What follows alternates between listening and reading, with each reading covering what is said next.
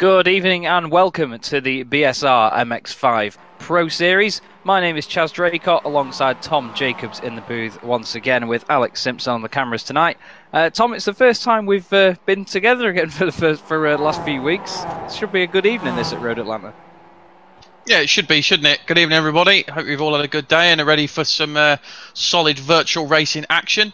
Yeah, Chaz, you've been swanning around with the likes of Super GT and Jimmy Broadbent for a bit, but now he's back. He's back, everyone. So, everyone, we're all friends again and all back in the comms booth. But yeah, I think it should be an interesting evening. Bit of a strange track, this one. I've never really got on with it personally that much, but and some tricky corners as well, especially up the top of the hill. But yeah, it should be interesting to see how the guys get on. Yeah, it's a very tricky circuit to get right, this one. There's so many different elevation changes, as you can see there. It looks very simple on a map when you see this track, but when you actually drive it, I mean, Alex, you'll probably agree as well, it's a really challenging one to get a lap together on. Tough old track. That first sector, very challenging, high speed. You really got to have full commitment through there, and then you go into that blind right-hander where car's not set up well. You can't really attack that curb. Very, very tricky and easy to get wrong. The S is always a bit of a challenge. If you just get offline a little bit there, you can find yourself cutting some grass pretty quickly or into the wall on the exit of the S's. That massive curb there is just like, deadly.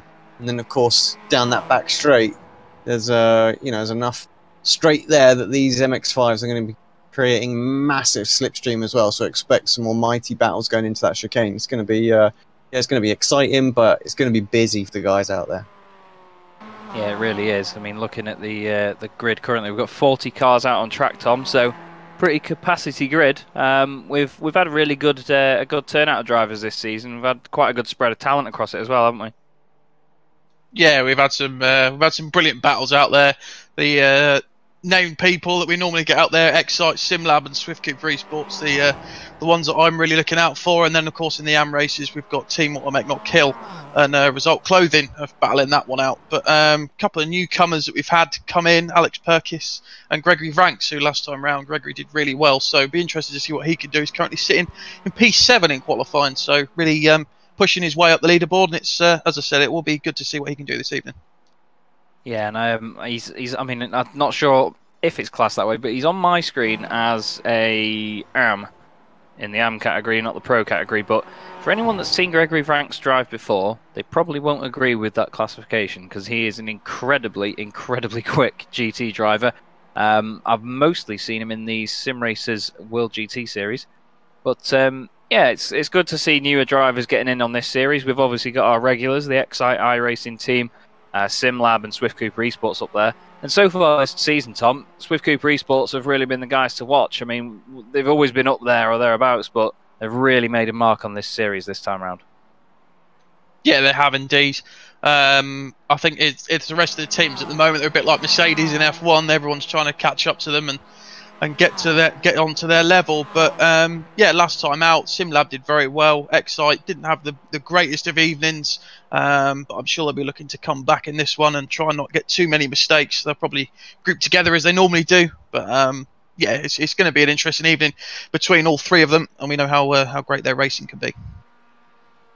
And of course, with the famous word that Alex nearly mentioned before, slipstream, down the back straight, it is a fair old straight here. So it'll be interesting to see the teamwork and people trying to just keep the momentum. I mean, we've seen in a couple of races this season where if there's a couple of guys at the front, like the Swift Cooper Esports boys, they'll let the car behind them go past and just make sure that they don't lose out by doing so, going into that chicane. So we may have a lot of changes for the lead here if we get our usual sort of breakaway that we get from these races, won't we? Yeah, we should do, and we saw it last week as well. I think it was Marcelo Pagnon just waited and waited with Brian Holmes, and then eventually took the lead. And I think Brian waited a bit too long to try and take the lead back from him. So yeah, as you say, with that elusive slipstream down the back straight, especially here going up the hill, and I think after you've got over the crest, it's going to come a lot stronger, and the speed builds up. You should see quite a lot of changes for the lead there. So yeah, the guys are really going to have their wits about them at this one, and I think it's going to make for some quite crazy action out there this evening. And I tell you what, there must be a lot of penalties to be served tonight, because out of the 40 cars that we have on the grid, only 26 of them have set a lap in qualifying.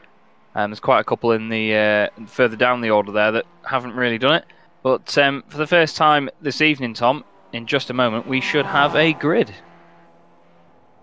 Yeah, just waiting for it to come up. Just looking at the AM Championship standings there. Roy Ververke currently leads it then. Behind him, Jeroen Ursa, and then Scott Malcolm in third. And then Benjamin Mears and Mikey Keys. As you can see, it really is a team auto mech not kill. All fighting it out with Jeroen Ursa thrown in there as well for Excite Racing.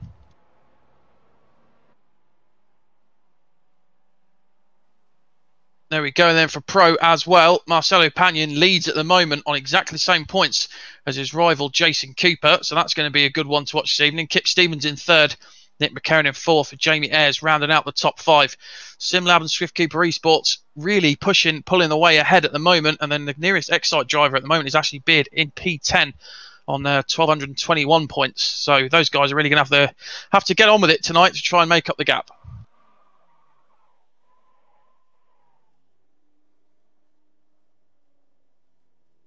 Any second, and we should have I'm not 100% sure about those points, if I'm honest. I'm going to double check them.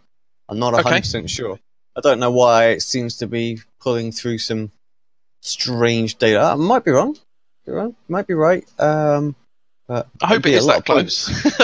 That would be a lot of points for them to be out already. So let's just take a quick look. Might be. Maybe we were right all along. No, I think it is right. So, yeah, definitely people at that sort of point level. Yeah, I just thought it was too many.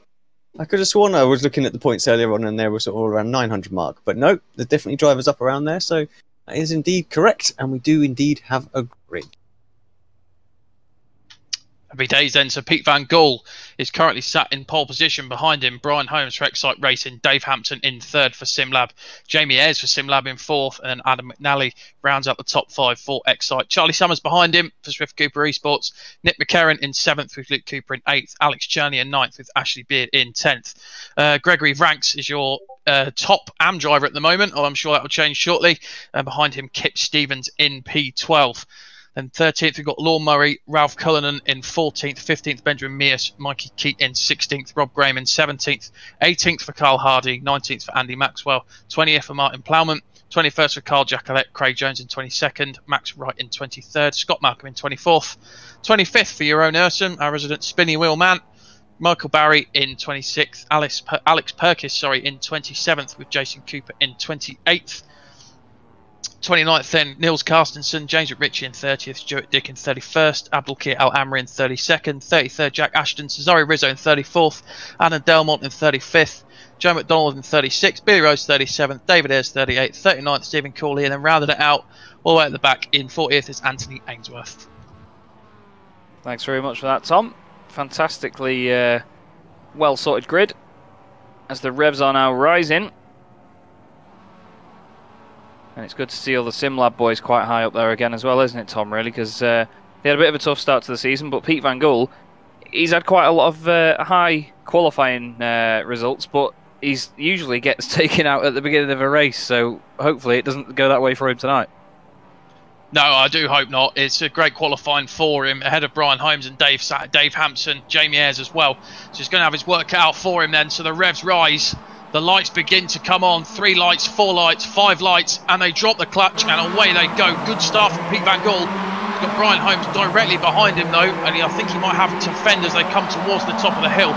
Good start from Jamie Ayres as well, looking on my screen. As they all come down towards turn 1 and up the hill, then Pete Van Gool still leads. Brian Holmes following through.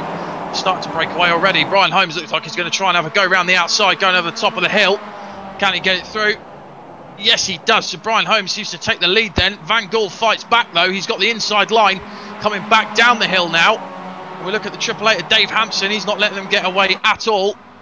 This is a difficult corner to get right. You don't want to push it out too wide. It can really upset the car. But Brian Holmes does take the lead then. He's done a Charles Leclerc and made it back up. And now he's leading. So everyone seems to be through cleanly as well, Chaz. Yeah, it looked like a pretty clean start, to be fair. I was expecting a bit of contact in the first sector, but Jack Ashton seems to be the only one that's actually lost out at the moment.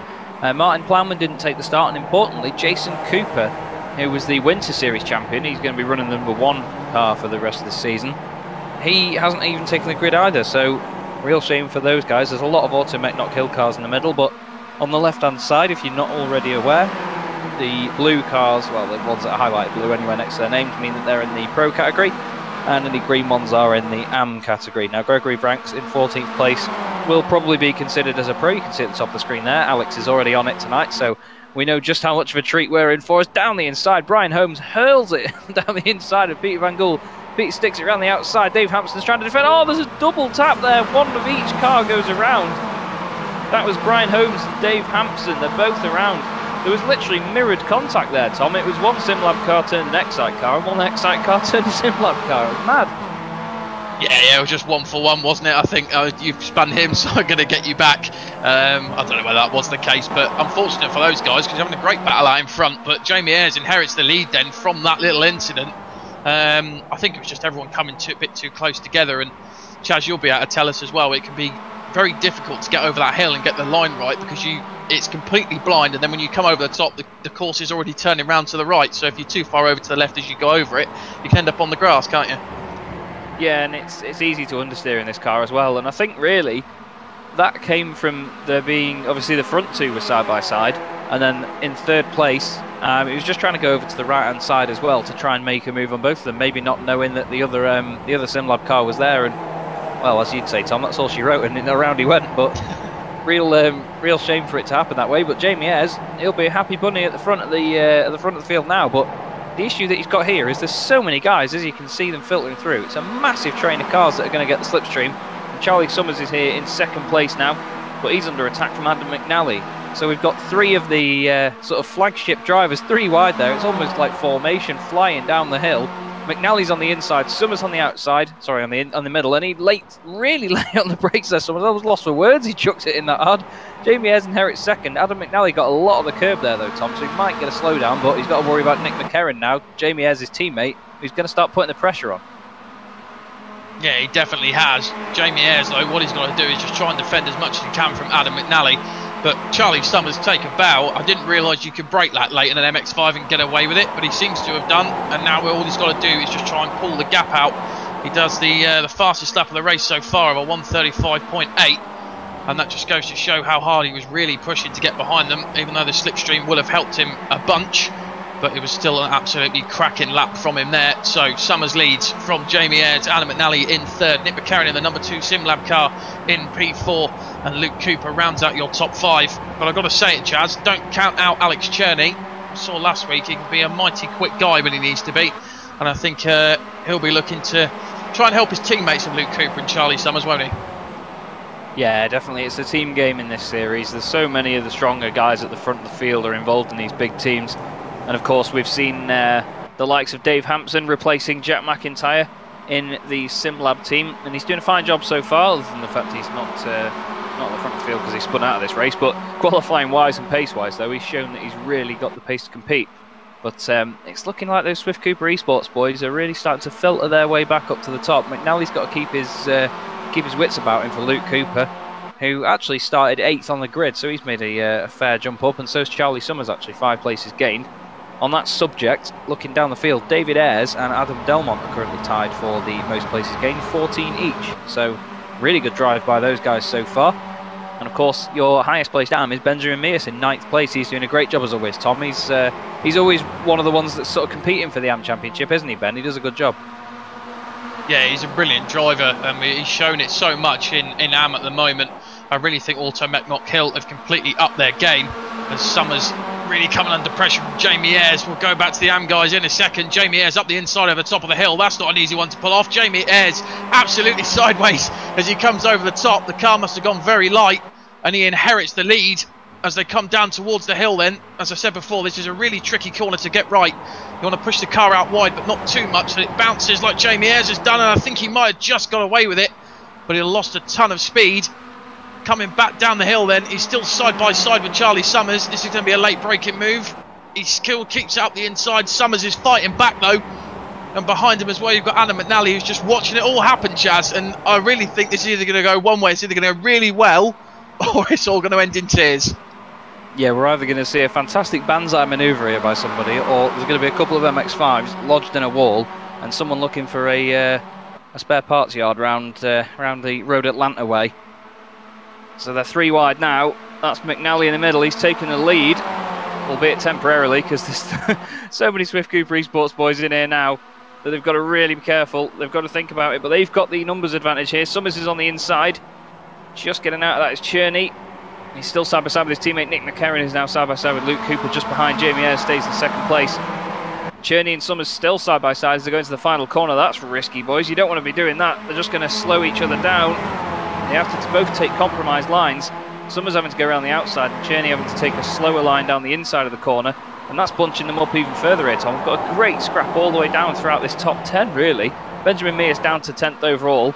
Pete Van Gool, of course, was our pole sitter, and he's down in 9th place, but well, he's up to 8th now, and he's actually doing a bit of a decent recovery drive. But look at that, even just the position switch we've had there, McCarron's down in 9th now. Just shows you how a couple of corners can really change the game. Yeah, it does. Completely it does. And it just goes to show how close these guys are as well. And even though their setups will be completely different, it's a bit like the Mercedes and the Ferrari last season. Even though it's a completely different car with a completely different setup, they were so close. And as I say, it just goes to show how much work they put into the setups of these cars. Because I can guarantee you, none of their setup pages will look anything like each other's. But it seems to pay off for them, doesn't it? But Adam McNally leads then. He's got to try and find a gap between Jamie Ayres as they go up the hill on lap number 5. Got Charlie Summers in there as well, Cherney in 4th and Luke Cooper in 5th. Luke's going to be looking to try and make as big of an impact he can for the team. They don't want Excite running away with it. But Swift Cooper Esports are currently 3rd, 4th, and as I said that, one of them's just been demoted down to 6th. So Ashley Beard is up into 5th at the moment as they come back down towards the hill then. And we are currently looking at Max Wright. He's coming under a little bit of pressure. Battling away with, I think that's Gregory Vranks in front. So it's all going on out there at the moment, Chaz, and I don't know which way to look, and I don't think Alex does either. Yeah, the cameras are looking every single car we can find on track. Scott Malcolm here ahead of Nils Carstensen, and I still maintain that's one of the best racing driver names I've ever heard. But you can just see, even down in the AM category, 25th place, these guys are so close together. Oh, and that Summers around, gives it the full Tokyo drift coming out of turn 1. McNally's down the order as well. They must have made contact. Yeah, there's McNally. Well, there's what's left of McNally in the, on the outside. Yep, Stevens down in 12th. He's dropping places too. Not really sure what happened there, but I'm sure Alex is probably already lining up a replay for us. You know what he's like. He's rapid on these cameras as this boy. But Alex Cherney takes the race lead. Jamie Ayres is still fighting, though, up there. He's second place at the moment. He's survived all these incidents so far, Tom, but now he comes under attack from Ashley Beard. Here we go then. Here is the replay. Oh, big shove for Jamie Ayres by Charlie Summers. And oh, McNally lost it on his own, and so did Summers. So for about half a second there, Charlie Summers had the lead. And oh, Stevens just got caught up in it afterwards. But yeah, it was 2 separate incidents between the 2 guys that were both leading the race at one point there. That's unbelievable. Yeah, definitely. I think obviously hitting Ayres didn't help, and a bit too wide, maybe got a bit too much on the power. And that's what caused him to go round. But we're on board now then with Ashley Beard in the number 28 Excite Racing car. He's looking up the inside, coming down towards the chicane. Looks an easy corner. It definitely isn't. Tips the car in. Oh, he's still fighting hammer and tong with Jamie Ayres as they come over the crest now. And can you just see on board there how blind it is. But Cherney, I've got to say it, Chaz, is looking very, very strong at the moment. And Ayres and Beard don't want to be fighting too much and let him get away with it. No, definitely not. You've just got to think about the long game in these races. But I say that, though, they're only 15 minutes long. But at the same time, you don't want to be trying to be a turn 1 hero. These guys have got to think about every single lap they've got left, because really tactically, in terms of your position, you have to think about the slipstream on these laps. And Ashley Beard there getting a nice bit of momentum over Jamie Ayres as he hits the gravel on the inside of the corner. And as Alex was saying before, it's a very, very tricky first section. You've got to just give it full commitment. There's a car slow on the exit of the corner here on the outside. Not quite sure who that was, but you can just see Alex Cherney gradually making a bit of space away from these guys just at the front. It's just going to be a bit difficult for him to stick with him through this part. They just need to make sure they've got a small enough gap to close back up when they get onto this straight here, haven't they? Yeah, they definitely have, and you'll see the slipstream come into play now. If we do stay on board with Ashley Beard, he'll be tucked right up behind, and we've got an overhead camera, even better. He'll be tucked up behind Jamie Ayres now, and then you'll see it's like he's opened DRS, and he should just start gaining on him quite rapidly.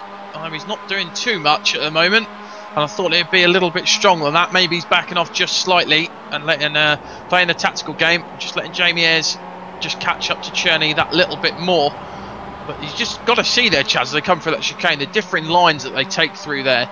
And then I've done hours and hours of practice before this race.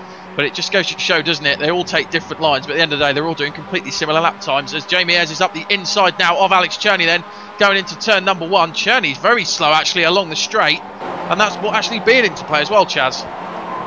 Yeah, it's I don't know whether he just sort of let off a little bit there, just to, again, play the long game. He knows that Jamie Ayres is quick. He doesn't want to spend too much time trying to defend the position and slow himself down. He knows eventually that Jamie would have got past on the back straight. So maybe he's just playing the game that we've mentioned before, where you wait until the last lap to make sure you're the car behind when you get to the slipstream. Because at the end of the day, there's only 2 corners, well, 2.5, let's say, after the huge back straight here. And if you've already got the move done going into there, they've not really got much else chance to come back at you. So I think he might be playing a bit of mind games here, just to let Jamie Ayres think he's got it and then try and pop out the slipstream. We'll see this time round. Beard takes a massive amount of momentum there. Jamie Ayres on the grass on the outside. That's not going to help his momentum down this back straight. We'll have to see how he gets on there. But looking down the order, there's not really much spread between any of the drivers here. I think the biggest gap is between Martin Plowman and Joe McDonald, and that's 7 seconds. But other than that, everyone's less than 3 seconds apart, really. So nicely spread, but 3 wide here. Ashley Beard down the inside, Cherney in the middle, Ayres on the outside. Really nicely done by Ashley Beard, and into the lead he goes. That was great commitment on the brakes there, Tom. But it's brought Luke Cooper into this as well now, so it's looking like Cherney's got a little bit of backup here, hoping to distract Jamie Ayres, which means that Cherney could go after Beard. Yeah, definitely a great move there from Ashley Beard. He was so late on the brakes, knew exactly where the other guys were, positioned the car completely correctly, but he's now coming under pressure from Cherney then. Cherney's gone back up the inside of it and says, I'll take that back, thanks very much, mate. And there he goes through, inherits the lead once again. Ashley Beard currently sitting in P2, and this is making for some absolutely fantastic racing. Reminds me of a certain John Cleland in a Vauxhall Cavalier many moons ago. Saying I'm going for first, and that's just exactly what Cherney did going into turn 1. But Jamie Ayres now has just got to make sure that he can stick with these guys. He's gone wide again actually, coming out of that, and he doesn't want to do that too often, does he, Chaz? Because otherwise he's just going to lose a ton of momentum, and Cherney and Beard will just run away with it. Yeah, it looks like he's pushing pretty hard at the moment, does Jamie Ayres, but of course he wants to stay away from Luke Cooper as well. Luke's a very, very quick driver. He actually put a post on his Facebook over the weekend. He was back out in a Formula Ford car, getting back out on track to do some testing this season, so obviously we extend our best wishes to him that his season goes well. It's good to see these guys as well getting involved in real world motorsport. I think Luke's been doing it quite a while, to be fair, but you do see a lot of guys in the iRacing community getting involved in real world stuff. Ashley Beard now down the inside of Cherney. It's not too much of a difficult move compared to last time. But this is what I mean, if you're the car that's in second place, you've got a bit of an easy ride into those last few corners, so Cherney will be thinking that he's going to let him stay in front for this lap now, as they're going to come on to the final lap. We look at Benjamin Mears giving Peter Van Gool a good run for his money. Back at the front, there is Ashley Beard, and now, this is the point where Ashley here could probably brake a little bit earlier, let Cherney go in front, and then be the car that's behind coming into the slipstream part of the circuit on the back straight, but Jamie Ayres wants to get back involved in this. He's taking no prisoners at the moment. This is going to be a really feisty final lap. Beard leads them into the right-hander then. Takes the middle of the circuit. Jamie Ayres around the outside of Alex Cherney. Take a bounce on. What a move that was. Beautifully committed. And now that means that Swift Cooper Esports are on the back foot here, and Nick McCarron is going to get involved in this fight as well, Tom. So coming onto the back straight is anybody's game. Yeah, it definitely is, and this is what we wanted to see. We wanted to see the three Titan teams of this series fighting hammer and tong on the last lap. Jamie Ayres currently sat for SimLab in second. Ashley Beard for Excite is leading it, and you've got Alex Cherney for Swift Cooper Esports in third. Luke Cooper for Swift Cooper Esports as well, and then Nick McCarron for SimLab. So this really is anyone's guess. McCarron can still take it if he manages to get a very good dive and lunge and a very good slipstream. But here we go then, along the back straight they go. Beard still leading. Jamie Ayres tucked right up behind him. And this is going to be interesting to see what happens coming down into turn into the last chicane. Sorry. Ayres on the outside. He's looking at Beard now and thinking, where am I going to place this move? He's going to have to go really late on the brakes. Cherney dives in up the inside of Jamie Ayres. Jamie Ayres does defend it, pushes the car out wide, and I think Ashley Beard might just be a little bit too far ahead for Jamie Ayres to come along and take it. They round the final corner then. A brilliant drive from all five of them. Ashley Beard takes it ahead of Jamie Ayres. Alex Cherney in third to round off the podium. And Chaz, I've got to say, wow, what a brilliant race that was. Nice and tidy as the guys come across further down the grid as well. And we've got a little battle on here as well. Battle for 17th. Hardy's just going to take it, I think. No, Dick takes it, actually. Stuart Dick in P17 takes that one. But yeah, just nice and tidy from the guys, wasn't it? We didn't have very many incidents, and the ones that were looked nice and realistic out there for race one. Yeah, that was really, really good stuff to watch. That fantastic way to start the evening. Really, really well-deserved win by Ashley Beard as well. He did a smashing job there, and just strong defending from them as well. Good teamwork from the Swift Cooper Esports boys as ever. But it's nice to see SimLab getting their drivers up there as well. Of course, three of them in the top six: Jamie Ayres, Nick McCarron, and Peter Van Gool. And of course, Benjamin Mears winning the AM category in that one, from Rob Graham, his teammate, and Gregory Franks as well.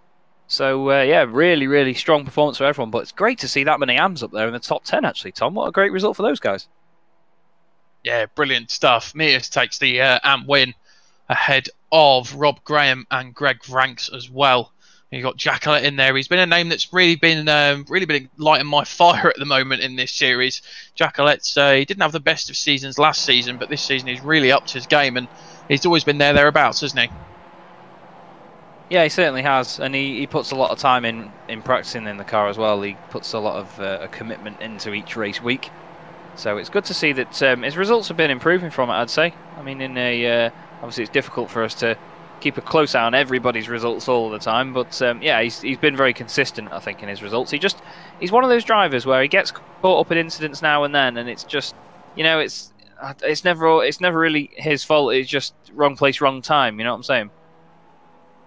Yeah, definitely. It's like you say, it's never really been his sort of fault within the incident. It's just always that someone's cut across him and then wham, he ends up in a wall. So here we go then. Your race results. Ashley Beard takes a well-deserved win for Excite Racing ahead of Jamie Ayres in P2, and then Alex Cherney rounds out the podium. Luke Cooper in 4th, and then Nick McCarron rounds out the top 5.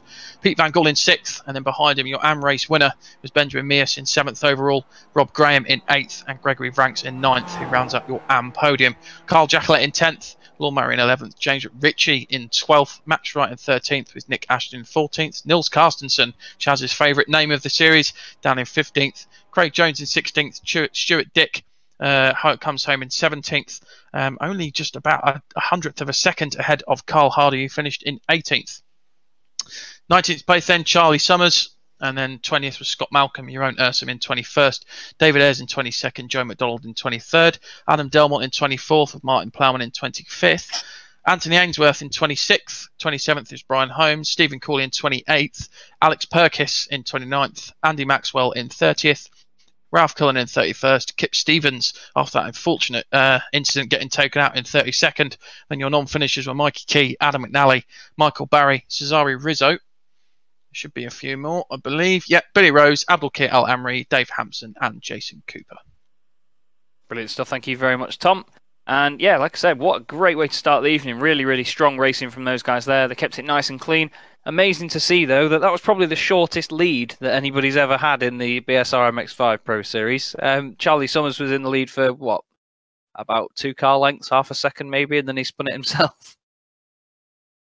Yeah, definitely, and it just goes to show how much tight racing we do get in this series. It's not like other series. I find with a lot of downforce cars on the service.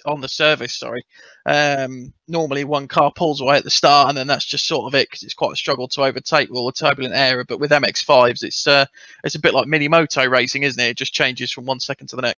Yeah, it becomes like pack racing. There's never really a sort of runaway winner in these shorter races as well, because everyone's giving it everything they've got just to get each individual position on every single lap, and there's not many of them. So we do see some really feisty stuff, and I think that's the charm of the series, really. We get great racing from them week in, week out. So long may it continue, really. And I believe for the first of 3 times tonight, Alex will have the reverse grid wheel for us.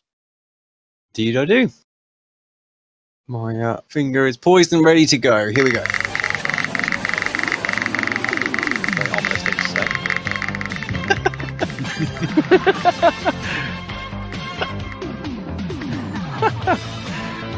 It's a full -4.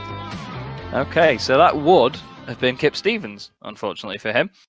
So if we take 4 away from that, that will put Steve Cooley on pole position, alongside Brian Holmes of Excite Energy.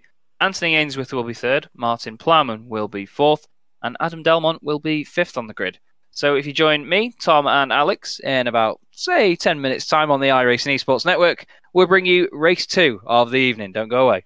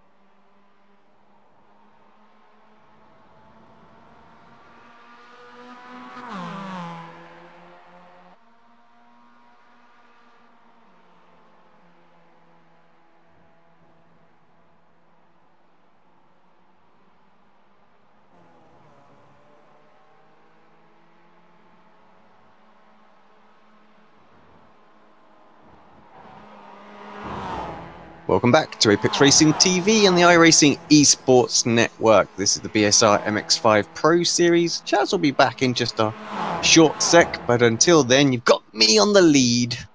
Well, I'm sorry. Tom is still with me, though. And, yeah, we're looking forward to race number 2 of the night. 3 more to go, of course. Road Atlanta, first race, pretty much kind of like we expected. It was going to be action-packed. There's going to be lots of overtaking going on. Lots of fierce battles. I didn't know where to click on screen. There was so many battles going on. So apologies if there were some epic fights out there that I missed, guys. But when you watch this back, but yeah, there's just so much going on, and this is what this track is all about. It is made for good racing.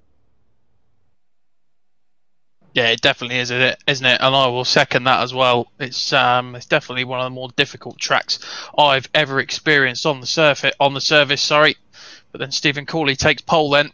Brian Holmes behind him. He's got a very good chance of winning this one. Anthony Ainsworth in P3, Martin Plowman in 4th, Adam Delmont in 5th, Joe McDonald in 6th, David Ayres in 7th, Jeroen Ursum in 8th, with Scott Malcolm in 9th, Charlie Summers 10th, Carl Hardy 11th, with Stuart Dick in 12th, 13th for Craig Jones, Nils Carstensen 14th, 15th Jack Axton, 16th Max Wright, James Ritchie in 17th, 18th Lorne Murray, 19th Carl Jacquelet, and then Gregory Ranks in 20th. Let the rest of them scroll their way through then. As the revs rise, and just quickly, Alex. Oh, there we go. We're going away anyway. 2 red lights, 3 red lights, 4 red lights, 5 red lights. It's going to be drop the clutch. Cooley gets away, but a brilliant start there from Brian Holmes.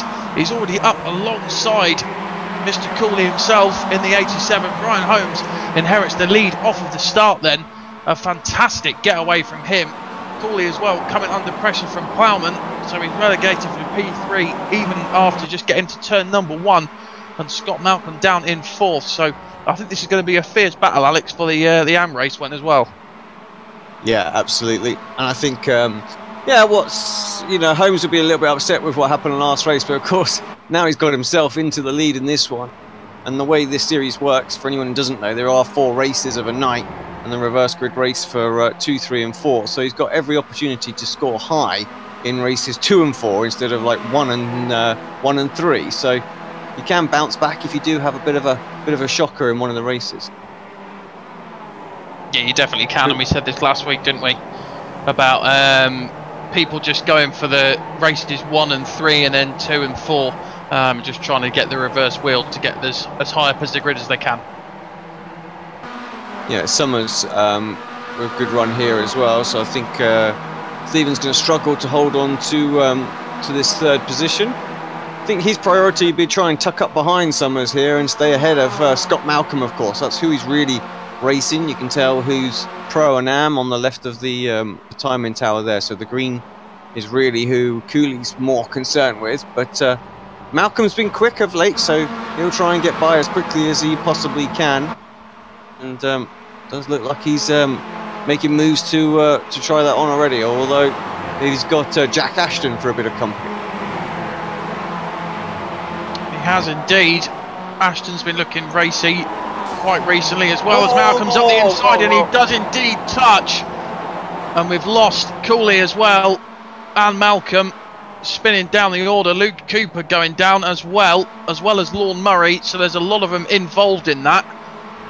And I think it was just a case of Malcolm going up the inside there, Alex. It was, yeah, making contact. Don't think it's going to get looked at any other way, I'm afraid, for Scott. Took both of them out. An opportunity to win this one, and Jeroen Ursum now takes over the lead in AM. He's tucked up behind, Jack Ashton, although Ashton's pulling away, but Carl Hardy behind him now and Max Wright. So you've got 1st, 2nd and 3rd in class. Pretty tight, so that battle's still very much on, but good to see. As for what's going on at the front, it looks like Plowman just trying to hold on to Holmes here. Holmes just can't quite break beyond that 1 second barrier. That slipstream just too strong down this back straight here at Road Atlanta. It is, and we said this at the start, how strong it was going to be. Plowman, well, he's not really making inroads because I think Brian Holmes is quite quick on the infield stuff. As you look a bit further back, then Pete Van Cool coming under pressure from Max Wright and Craig Jones for Result Clothing. The Ham boys really getting back as well. Here he is boys. then, the man himself. Oh, there's a round. Oh, that's Max Wright. He's going to go between the two little walls there. That's not the best of moments. I just jumped back in as we saw the Scott Malcolm Steve Cooley incident. I was going to say it was very similar to what we saw last night. Admittedly, one of the CQR cars having an incident, but it was Ben Gregory and Stuart McFadden I think touched yesterday, and then Michael Hall got in it as well. And into that turn one, it's a very difficult corner to judge because it's a tight entrance, but then it widens on exit. So it's, I don't know, you've just got to really sort of think about your line. And when you're going side by side in there, it's a nightmare to get right. Speaking of going side by side and having a nightmare to get right, look at all this lot down the S's. Fantastic scrap between these boys. Yeah, it absolutely is. Great stuff to watch, as Chaz has said. It's there's a lot of scraps going on out there at the moment. And I think the midfield for this race, as it normally is for race 2, has got it completely. Looking at Rob Graham then for Team Auto Mech Hill, he's chasing down Jacqueline, who is thereabouts once again. Although Jeroen Ursum currently leading AM, Jacqueline sat down in P5 for the AM race. Looking up a bit further then, looks like Van Gaal might have caught Hardy there.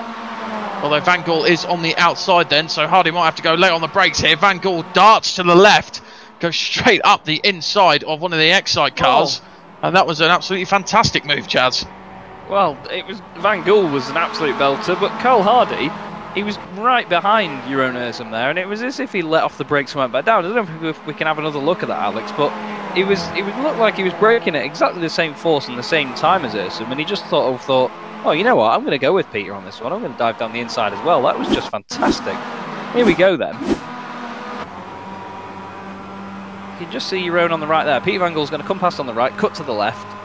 Jeroen goes over to the right, gets on the brakes, and he just goes, nah, you know what, I'm going to have that as well. He just chucks it in and through. He goes, brilliant stuff. Really late dive, but it was great to see that the Excite car left in the space there. He really, really did a nice job, and of course no incident, but yeah, fantastic opportunistic stuff from Kyle Hardy, and thank you very much, Alex, for the rapid camera work as always.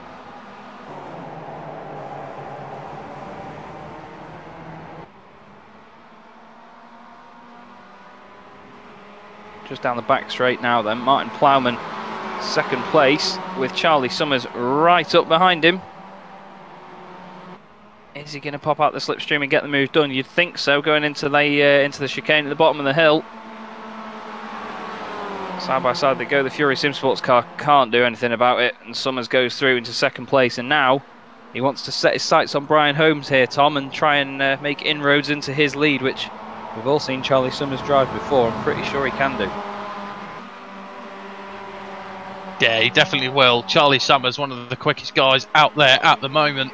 He's made up 8 places from where he started and really hunting down Brian Holmes. I didn't think he'd catch it. I thought he'd catch up, sorry, but I didn't think he'd do it this quickly. All over the back of the Excite driver now then. And we can see why he's driving for Swift Cooper Esports. And this just goes to prove how quick he really is. Over the top of the hill then, such a difficult corner to get right. The car goes really light on 2 wheels as you go over that little kink there. And then it's just about keeping your foot in and trusting that the car is going to grip coming back down the hill. This is the corner that everyone seems to struggle with. Tip the car in, push it out nice and wide. See how much it's jumping around. But Brian Holmes then on the inside looks like he might just get him. Although I think we might have got a little lift there from Charlie Summers. And as you said before, Chaz, a lot of drivers out there playing the tactical game. Yeah, definitely. You've got to think about the slipstream here, and you can see Charlie Summers making just little adjustments on the wheel there to try and keep the momentum out of that right-hander. Such an important corner on the track, really, because you've got such this long back straight. As you can see, Brian Holmes going over to the right-hand side, making it very clear which line he is choosing.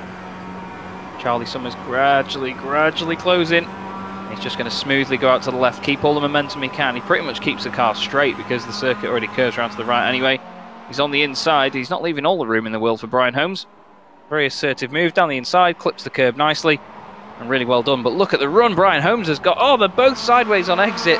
They're really pushing these cars to the limit here, Tom. And I tell you what, I thought Brian was going to clip the back end of him there, but Charlie Summers to the lead, but something tells me that's not going to last for the entirety of this race. No, it's definitely not. It's really going to come down to them fighting tooth and nail all the way to the end. We know that these guys are so quick. Brian Holmes being a previous teammate of ours as well, Chaz, so we know how quick he can be on a personal level.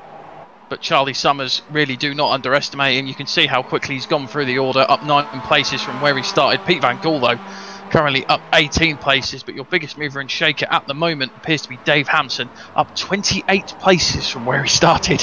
So he's having a brilliant time out there at the moment. Let's not discount the AM race as well. Craig Jones currently leads it from your own Ursum and Carl Hardy, and those guys seem to be pretty closely grouped together as well. So it's all just non-stop action out there at the moment, Chaz, and this is why we love it.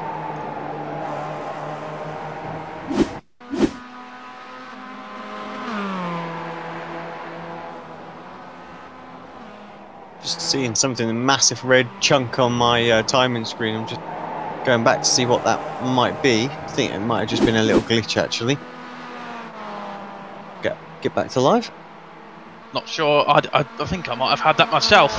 But Charlie Summers then on the outside. Brian Holmes is on the inside. Brian Holmes defending the lead. And he takes it back once again. He keeps hold of it just from Charlie Summers in the number 36. But Martin Plowman all over the back of Charlie Summers as well. And they really are fighting tooth and nail here, Alex. And it's just, I don't even think it's about skill anymore. I think it's about who's got the slipstream at the right time. And I think it's just about keeping up with the driver behind you as best you can. Because these guys really are on the limit at the moment of what these MX5s can do. Yeah, and you'd think actually at Road Atlanta there'd be plenty of track to play with and things like that, plenty of runoff. But no, they're literally using every inch of this circuit where they need to. To be fair, this is why these guys have built up pretty sizable lead now as well. You think Jack Ashton 3.6 seconds back, and then it's another 7 to Peter Van Gool. So I'll bring the mini map up as well for a second. You can see this little front 3 really stretching away, so absolutely flying.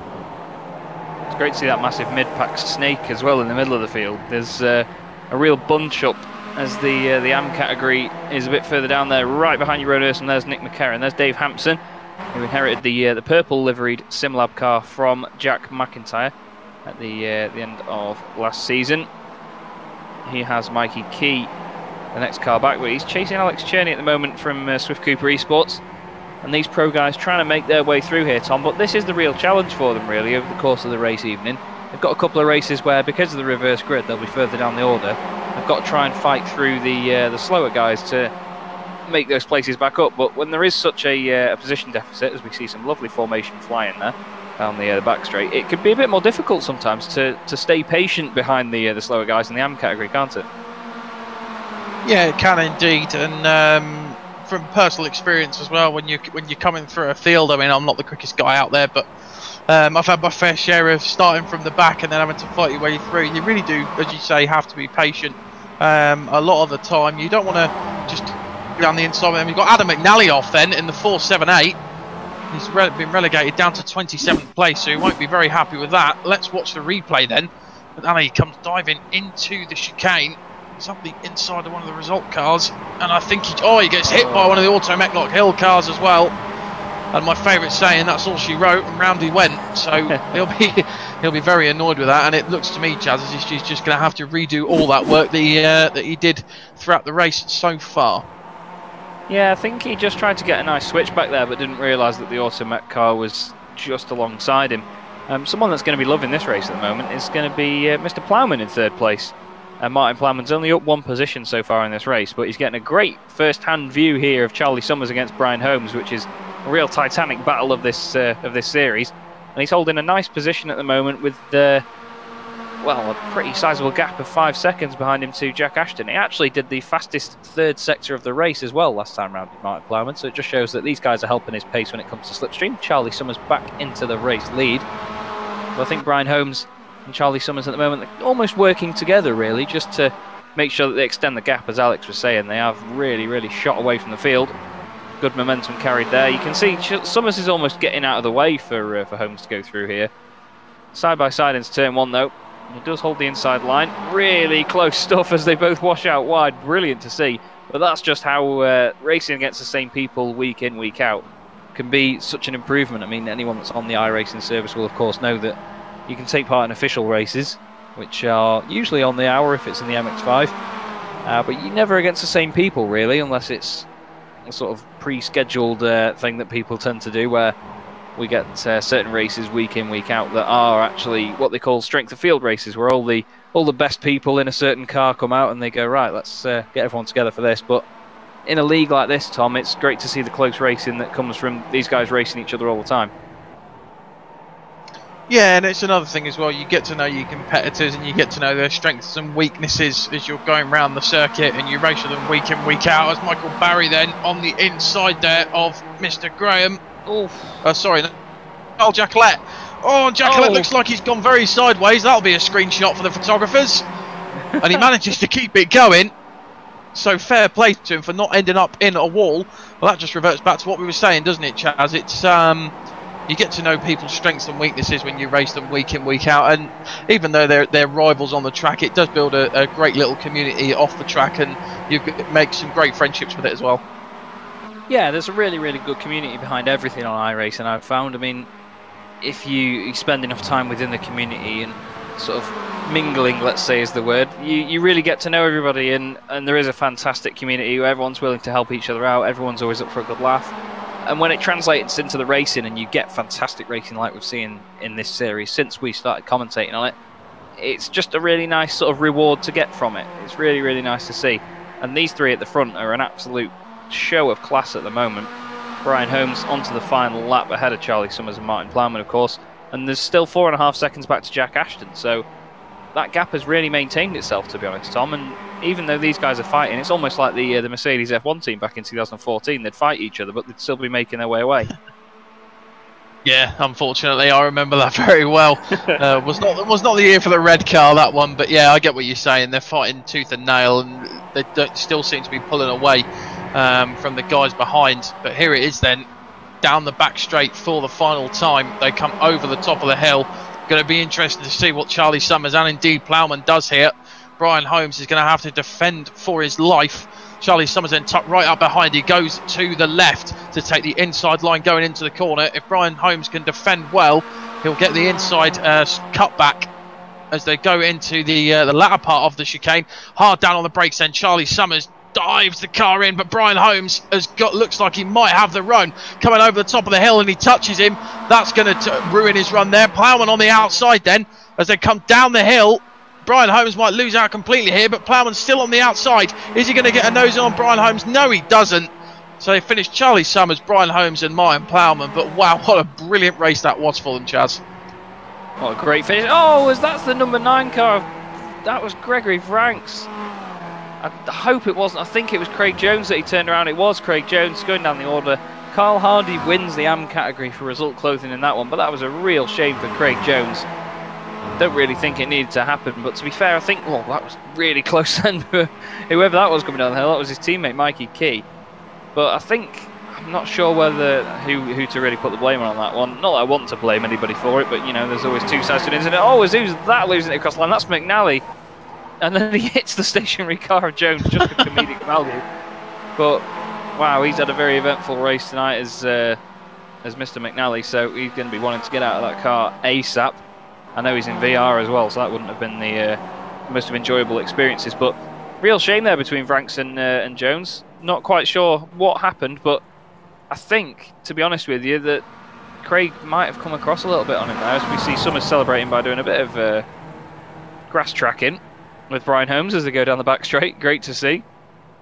But this is it. It's just these boys having a lot of fun. Very sideways there for Summers. Nearly loses the rear end, but what a great scrap between those boys, and a nice little sort of display here of just the respect between these drivers as they carry on fighting even after the finish. Yeah, definitely. And now they've no, but I can't help but feeling, Chaz, coming off the last chicane and up the hill, if Brian Holmes hadn't have hit the back of Charlie Summers, I feel he might have got a better run and maybe took the win there. So, but for us to watch and you guys back at home, it made for some absolutely great racing. Oh yeah, it's brilliant stuff to watch. We all, of course, hope that you are enjoying this back at home. We really do enjoy bringing this to you as well, obviously from the iRacing Esports Network. Don't forget to check out their entire YouTube channel, subscribe, and obviously click the little bell icon for notification of future videos. And of course, check out Apex Racing TV as well. We are on Facebook, Twitch, and YouTube as well, doing a lot of streams week in, week out, lots of different series. So come and join the fun. And for the second time tonight, we do have the race results here, Tom. So Charlie Summers takes a very good win then from Brian Holmes and Martin Plowman. Jack Ashton in 4th, for Pete Van Gool in 5th, Nick McCarron in 6th.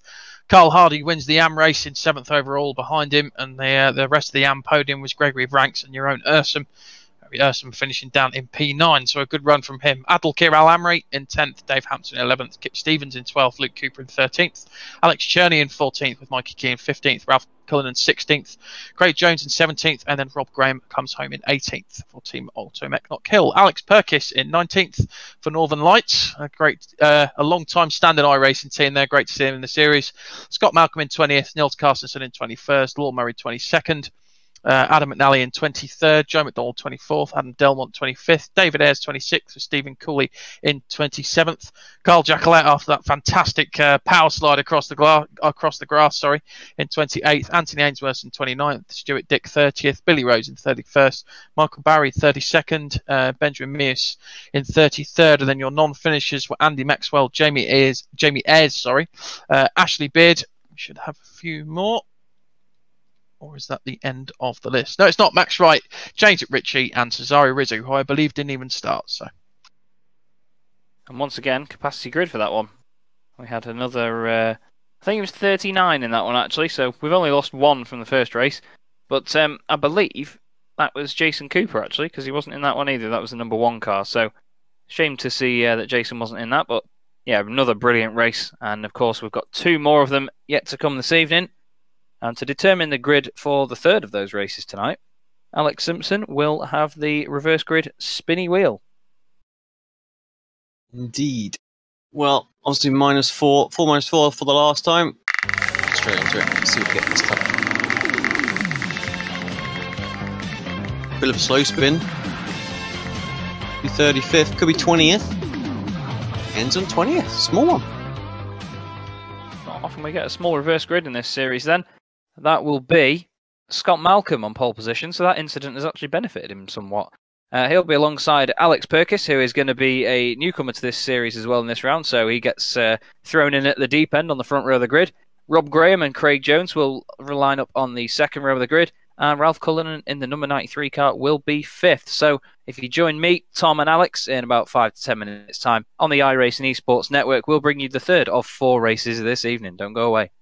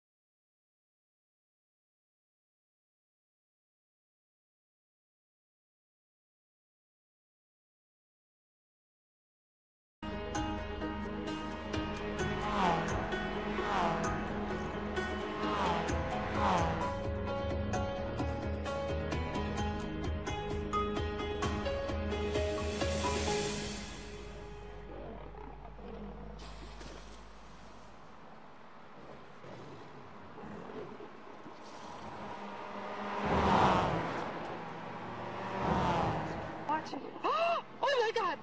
Oh my God! I'm getting it! I'm getting it! I'm getting video! Oh my God! Oh my God!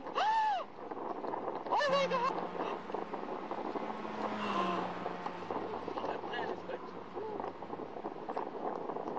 Baby, don't go there. No, baby! Stay back!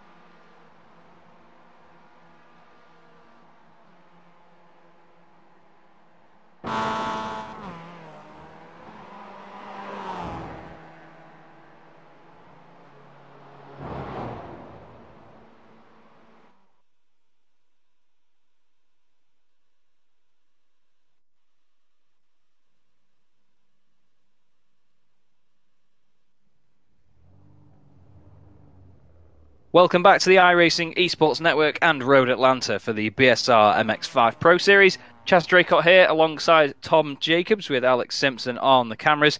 Tom, we've seen two really lovely races so far tonight. Fantastic driving by everyone. Nice and respectful. Only tiny incidents here and there. And now we've got the third and fourth races coming up. So the action should only get better from here. Yeah, indeed, it should do. We always expect the third and mainly the fourth races to end up in a few more incidents, but if it was last week's anything to go by, that will be the case, but hopefully everyone gets through cleanly. So Scott Malcolm takes pole then, Alex Perkis in second, Rob Graham's in third, Craig Jones fourth, Ralph Cullen in fifth, Mikey Key in sixth, Alex Cherney in seventh, Luke Cooper in eighth, Kip Stevens in ninth, and then Dave Hampson in 10th. And we'll let the rest of the guys scroll through, as I believe we're about to go to green flag racing. Here we go then, Scott Malcolm, the 74. He's really looking to get a good start here as the revs rise. 1 red light, 2 red light, 3 red light, 4, 5. Drop the clutch and away they go. Good start from Malcolm. Already though, making moves to go up the outside. What a great start from Craig Jones it was in the yellow result clothing car as well. As they all make their way down towards turn 1. Scott Malcolm still on the inside but coming under pressure now from the Northern Lights racing driver. And they go towards the kink, always a tricky one to try and get right. All the rest of the cars filtering through behind them. Scott Malcolm, we can hear a bit of a collision in the background, although it looks like everyone's through nice and cleanly. No one dropping down the order really bad so far. And Chaz, what a lovely, nice and clean start for everybody. And Scott Malcolm, we have got someone off. Actually, Jack Ashton. Oh no, poor Jack. Slowing down the order. Commentators curse to the highest degree there, ladies and gents. Literally, Tom says the word clean, and coming into shot, there's Jack Ashton, completely sideways to the racing surface. Luckily, he didn't take anybody else out. There's someone serving a slowdown penalty there. I think it's Carl Hardy. I just see bright green, so it usually is Carl. They're side by side for the lead then. Alex Perkis for Northern Lights Racing alongside Scott Malcolm in the result clothing car. There's another car going down the order. It is Carl Hardy, so he's dropping down even further. Plenty of battling straight away here, Tom, and we've got a lot of the AMs at the front. The first of the pro guys is Alex Cherney, just in the background there in 6th place with the orange wheels in the Swift Cooper Esports car. I couldn't get the words out then. Oh, down the inside. Oh, and he's hit. Oh, who's he hit as well? Craig Jones falling down the order. That was a bit of an interesting one going in there. I think someone just stuck their nose in a bit too much. I didn't quite catch who it was. It was Rob Graham went down the inside. Down the inside, Rob Graham went, and then it caused a little bit of a pinball effect. But Scott Malcolm then still leading, and going into lap 2 from Perkis. Mikey Key in 3rd. Oh. So near contact. It's so difficult to try and keep up with what everyone's doing. There's people nearly 3 wide as they come through the kink as well. Greg Ranks was the car that we saw going off onto the grass through turn 1. But I don't know where to look, Chaz. I don't know about you. This is absolutely mental stuff. I feel sorry for Alex having to press the buttons for all these cameras at the moment, because there's just cars everywhere. Look at the massive train of machines all the way from the lead. Well, I say all the way from the lead. Look at Scott, Malcolm and Perkis, they're away, but from about 6th place back, I don't think, well, actually looking at 7th place back, sorry, there's not a single car that's more than 0.8 of a second apart from the one in front. So that goes all the way down to 36th place. Just shows how close this is. There you can see on the left hand side, that's what we get shown on our timing screen live as well.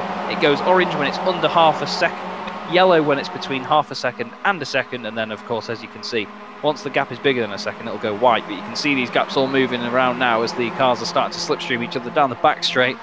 But that was an incredible lap. But I think Rob Graham sort of got what he gave there, Tom. He chucked it down the inside and sort of bounced off Craig Jones. It was a shame to see Craig lose places as well, but Rob just was the only one really that lost out and ended up on the grass on his own there. So, yeah, it's 6 of one, half a dozen of the other, I think. He just wanted to make the move, but it didn't pay off for him. Yeah, and I think that's just motorsport, isn't it? It happens to the best of us. I think we've all done it while we've been out racing. But Al Amri sets the fastest time then with a 1:35.7. I just want to talk quickly about Alex Cherney. We saw him, I think he was in P6 at the start of lap 2, and now he's down in P11. He was P12 at one point. So he's fallen down the order. I don't know whether it was a slight mistake or something has come into that, or whether he did make contact with someone else. But here we go then. Al Amri up the inside of Perkis. Al Amri then slots back in behind him in P3. And Scott Malcolm has got one hell of a train behind him. And he's, as Al Amri does slightly touch Alex Perkis there. As they come down the hill then, this is another tricky corner to get right, because you're having to brake while turning as well, which can cause all sorts of upset within the car. Mikey Key in there as well as Luke Cooper. So everyone fighting tooth and nail at the moment, Chaz. And you just see this pack here and you just got to think to yourself, I think Cooper and Stevens, you've got McNally coming up as well, and Hampson. So Scott Malcolm's going to have his work cut out to stay in front at the moment. Yeah, he's going to have to put in one hell of a defensive drive. These guys are just stacking up behind him. Mikey Key looking pretty safe at the moment, 3rd in the AM category. He's 4th overall. His next rival is Ralph Cullinan, but we've seen these pro boys, they can get through very quickly. Abdelkir Al Amri there trying to get down the inside in the 777 asymmetric car. Oh, Scott Malcolm's gone wide. He was late at the brakes. He comes back over. Contact with Al Amri and he's around. Well, there's some more commentators' curse for you, ladies and gentlemen. We mentioned Scott Malcolm. He's got to do a defensive drive. And by the next corner, he's out of the race. So, really sorry there, Scott. We do apologise. I'm sure if we get you in for an interview later, I can apologise to you in person. But it leaves us with a really strong battle between these guys, Tom. They're too wide going into turn 1. Everyone's going to take different lines. And, well, that's one way to dispose of your opponent. 4 wide there. But somehow, they're all still on the circuit. I'm going to say it before someone else goes flying off. But how did they all stay on there? Al Amri was literally about 3 feet off the ground when he made contact with one of the Simlab. I think it was Sampson, wasn't it? He's got about 6 inches of bodywork sticking up off the top of that bonnet there. But, yeah, that was a hell of a big hit. And somehow Al Amri is still on the track. That was amazing. Yeah, it was absolutely brilliant stuff. And that'll be another one for the photographers on the track side as well. Just nice to see him pretty much on 2 wheels going through there. But now McNally's up into 3rd then. Van Gool behind him. This is all really starting to pan out. All the fast drivers are starting to come towards the front. But Alex Perkis, the AM driver and newcomer to the series, leads from Mikey Key. I say that, and just as I say that, they do swap positions. McNally's also up into 2nd place. And honestly, as soon as I say something, everything changes at the moment while we're watching. But some great sunset skies above us as well out there. And I think it's just great to see these guys fighting so hard and seeing the AM drivers as well up with them, Chaz. And McNally now inherits the lead. No. There's someone out wide, and I think he's spun. It was McNally, yeah. McNally falling down the order. He's having a nightmare evening. Second time tonight, McNally was leading. He's vettled it completely. He's been around pretty much every single race this evening, but I'm sure we'll get some word from him after the set of races that we have this evening. But Al Amri on 2 wheels again coming through turn number 1. But Pete Van Gool leads then from Al Amri, Cooper, Summers and then Hampson. So 5 of the big power 5 that are out there this evening, all now fighting for the lead, Chaz. Yeah, Al Amri there, 2 laps in succession on 2 wheels round turn 1, but in different ways, with different reasons. First time round he was absolutely wailed into the side of by another car, and this time round he just did it on the curb himself. A little bit more control this time, so he'll probably be grateful for that. But yeah, he's still doing a great job chasing down Peter Van Gool, who of course put it on pole at the beginning of the evening, so he's back at the front for this one. But again, we've got Cooper and Summers behind, and it just shows the consistency of these Swift Cooper Esports guys. They do not let off whatsoever. Ralph Cullinan is the highest placed AM in 6th at the moment, getting swamped by the pro drivers around him as well. He's got Hampson, Holmes, Cherney and Delmont in there as well. Martin Plowman, another good drive for him at the moment as well. He is 11th. He's gained 7 places so far as Martin Plowman, but look at this battle here. This has got Hampson, Cullinan, Holmes and Delmont in there as well. You can just see how close it is on that battle box on the left hand side. All the cars switching places as they go into the left chicane. 3 wide, Delmont on the inside. Oh, nearly making contact there with, I think that's Ralph Cullinan in the orange result clothing car. We're looking at Hampson and Holmes, who are side by side at the moment. These boys, of course, were involved in the first race when 2 of them got turned around in the last couple of corners. Now we're going to be side by side into turn 1. Maybe a bit of retribution here from one of them. A couple of people still putting in personal bests, which is nice to see. And Holmes down the inside of Hampson there takes the position. But he's going to try and get it back. Oh, was Delmont a little bit wide out of turn 1 behind him there. Not the ideal line that we've seen. And there is the number, well, it's number 22, I believe, of James McRitchie. He's up 24 places in this race so far, Tom. Fantastic drive by him. Yeah, he's having a really good run, isn't he? He's always been thereabouts. He had a brilliant opening season when he was an AM driver, and he really sort of shone through. And now he's in the pro category, and he's been midfield pro thereabouts, and then had some really good finishes as well. So I think if he keeps the practice up, he could be one to watch for later seasons. But Ralph Cullinan currently leading the AM race then, as all the boys asymmetric really getting involved with a lot of the Swift Cooper Esports. And I've got to say it, Chaz, asymmetric, were relatively unheard of a few seasons ago. Now they're really starting to come through, and I think maybe not this season, but next season they could really challenge for that Constructors' Championship. Yeah, definitely, and it was just McRitchie that was racing for them last season, but he's brought Stuart Dick and Al Amri with him this time round, as we see Charlie Summers going back to the race lead once again this evening. Peter Van Gool's going to be sick of this guy taking the lead off him at the moment, but he's going to keep his foot in. But this is a fantastic train of cars that we've got here in the the top 12. You can see none of them are separated. Well, they weren't when I said it. They weren't separated by more than a second, but Plowman is the only one that's a second behind anybody else. So this is a brilliant train of cars we've got going on. Into turn 1 they go. Van Gool looking down the inside of Summers here.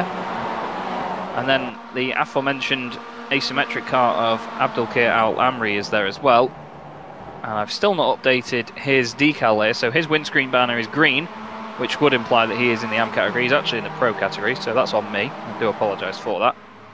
Behind them is Luke Cooper and then Brian Holmes. So really, really strong lineup. And then obviously you've got Stevens, Hampson, Cherney, Plowman, Delmont. It's a really, really strong top 10, Tom. And they've sort of filtered the AM drivers down now, and they've only got a couple of laps left to fight out for themselves. Yeah, they have, and I'm not really too sure who's going to take it. Charlie Summers, though, this evening, I think, if he, depending on who his race 4 result, will probably be my driver of the day. He's been absolutely just on point all evening, and really he's been setting the pace for the other guys to try and catch on to. Brian Holmes, though, down in P5, he's up 14 places, so don't count him out for the rest of the evening, as everyone seems to be all sort of jumbling up now towards the end, trying to get into one big pack. It's like a little tin of sardines out there, but they all buzz like wasps as they come down towards the last chicane then. Summers back over the top of the hill, Van Gool all over him in the number 39 SimLab car. Cooper follows them through, followed by Al Amri and Holmes as well. And separating the top 5 at the moment, Chaz, there is only 1 second. So, sorry, there's a bit more than 1 second. I'm reading my timing screen wrong, but there's about 2 seconds separating the entire top 5 at the moment. And it's, yeah, I still think it's anyone's guess who's going to take this one. Yeah, definitely anything can happen in this series. We've seen it in a lot of events where it comes to the last 2 laps and someone that may have been 6th at one point ends up winning a race. Plenty of incidents, plenty of slipstreaming, so yeah, it's just getting more and more exciting, this championship, the more we watch it. Charlie Summers doing a fine job at the moment, really launching the MX5 over the curbs. You can see Peter Van Gool there as well, really launching it. Wow, that was Luke Cooper going very wide through over that curb there. I think a couple of the guys followed him through there as well on the same line. He's got Al Amri right behind him now, putting the pressure on. But he's got to be careful of Brian Holmes, and I think Brian's actually going to get both of them here. Well, he gets Al Amri anyway, and he is going to get Luke Cooper. Cooper out wide, bit of bumping and banging behind him, including Dave Hampson there and Kip Stevens. Kip Stevens was displaying a very funny message on the back of his car that said if it's dented, it's been hit by a SimLab car. And it actually just did get hit by a SimLab car as well, so it's quite an accurate thing to put on the back of the car, really, Tom. Yeah, it definitely is. But look at this little bunch coming down the hill then. Absolutely, my God. It's like the red arrows coming down then. Into the last chicane they go once again. Brian Holmes sat in P3, defending from Cooper. And he's really got to try and make up that gap. They're coming on to lap 9 now. So Brian Holmes has got it all to do to try and catch the two guys that are out in front. And that really, I think the battle for third could be anybody's guess as well. Cooper's looking very strong, as is Hampson and Al Amri. But don't count Cherney out as well. He's currently up. Well, he's down 1 place from where he started. But Cherney seems to be one of the quickest guys out there at the moment. His fastest lap time's been a 1:35.6, which is pretty much bang on the money for what the leaders are doing as well.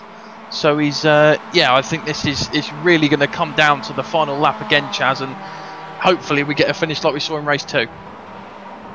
Yeah, hopefully so. It can close up very easily over the course of a lap. As you can see, the sun has now pretty much gone in. It's gone a little bit gloomy here. You can see it's still lighting up the trees, which is a lovely effect that iRacing is still included. So the lighting is very accurate here. You can still see a little bit of the glint on the cars as they go past us. But yeah, really, really good scrap throughout the whole top 10 here then. So we see Cherney now on the back of Kip Stevens. He used to be in the Swift Cooper Esports team, but he's made way for, I believe it was Marcelo Panion that has joined that team for this season. And I'll tell you what, Marcelo's been brilliant. He's not actually out there tonight by the look of it. But Cherney just biding his time at the moment. He's got another lap yet to make a couple of places here, and like I was saying, it can very easily bunch up. So we'll have to just see what he does. He's going to have a quick look at his former teammate down the inside. He might go a little bit later on the brakes to try and get it done. No, he backs out of it, although Kip Stevens goes very deep on the brakes. I don't know how he got that stopped on, but it looked like he was going to go straight on then. Yeah, he did, but I think that's a defensive line that he wanted to take just in case Cherney decided to come through. Cherney then trying to go around the outside on the final corner, and he's side by side as well with Stevens. He's got Plowman in there with him. This could all end up in tears coming towards turn 1 then, as they then tip the cars into the corner. Wow, around the outside goes Cherney. The car gets a little bit sideways, and he loses quite a bit of momentum going up the hill, which brings Kip Stevens as they go too wide towards the kink then. Stevens still on the inside, but Cherney round the outside, and what a brilliant move that was over the course of about 2 corners. But looking back towards the front, Summers still leading from Pete Van Gool, and he looks to have this all in hand at the moment. A really calm and smooth driver is Charlie Summers. Pete Van Gool, though, really don't underestimate him. I mean, you've got Brian Holmes in there as well, and the gap between Brian Holmes and Pete Van Gool, not a lot. So here we go then, towards the latter part of the lap, back up the hill they go for the final time of race number 3, going underneath the Mazda bridge. Pete Van Gool tucked up nice and tight underneath Charlie Summers' back bumper. He moves out to the right, then darts back into the slipstream. Doesn't think he's got enough speed to do it just yet. They are side by side. Pete Van Gool's got a nose on him though. Charlie Summers is going to have to go very late on the brakes to try and make it. And Pete Van Gool still holding the line. He does get through. A brilliant move there from him. But Charlie Summers has got the run going back up the hill then, as they come towards the last corner now. Back down the hill that they just went up. Charlie Summers on the inside, Pete Van Gool on the outside, Brian Holmes in there as well, and Charlie Summers nearly loses it but manages just to take the race win. And another fantastic race finish there, Chaz. Yeah, that was amazing to watch. Really, really good commitment from the guys. Oh, it's Carstensen and McCarron literally together over the line there. Just having a quick look, McCarron just did it by just over 100th of a second.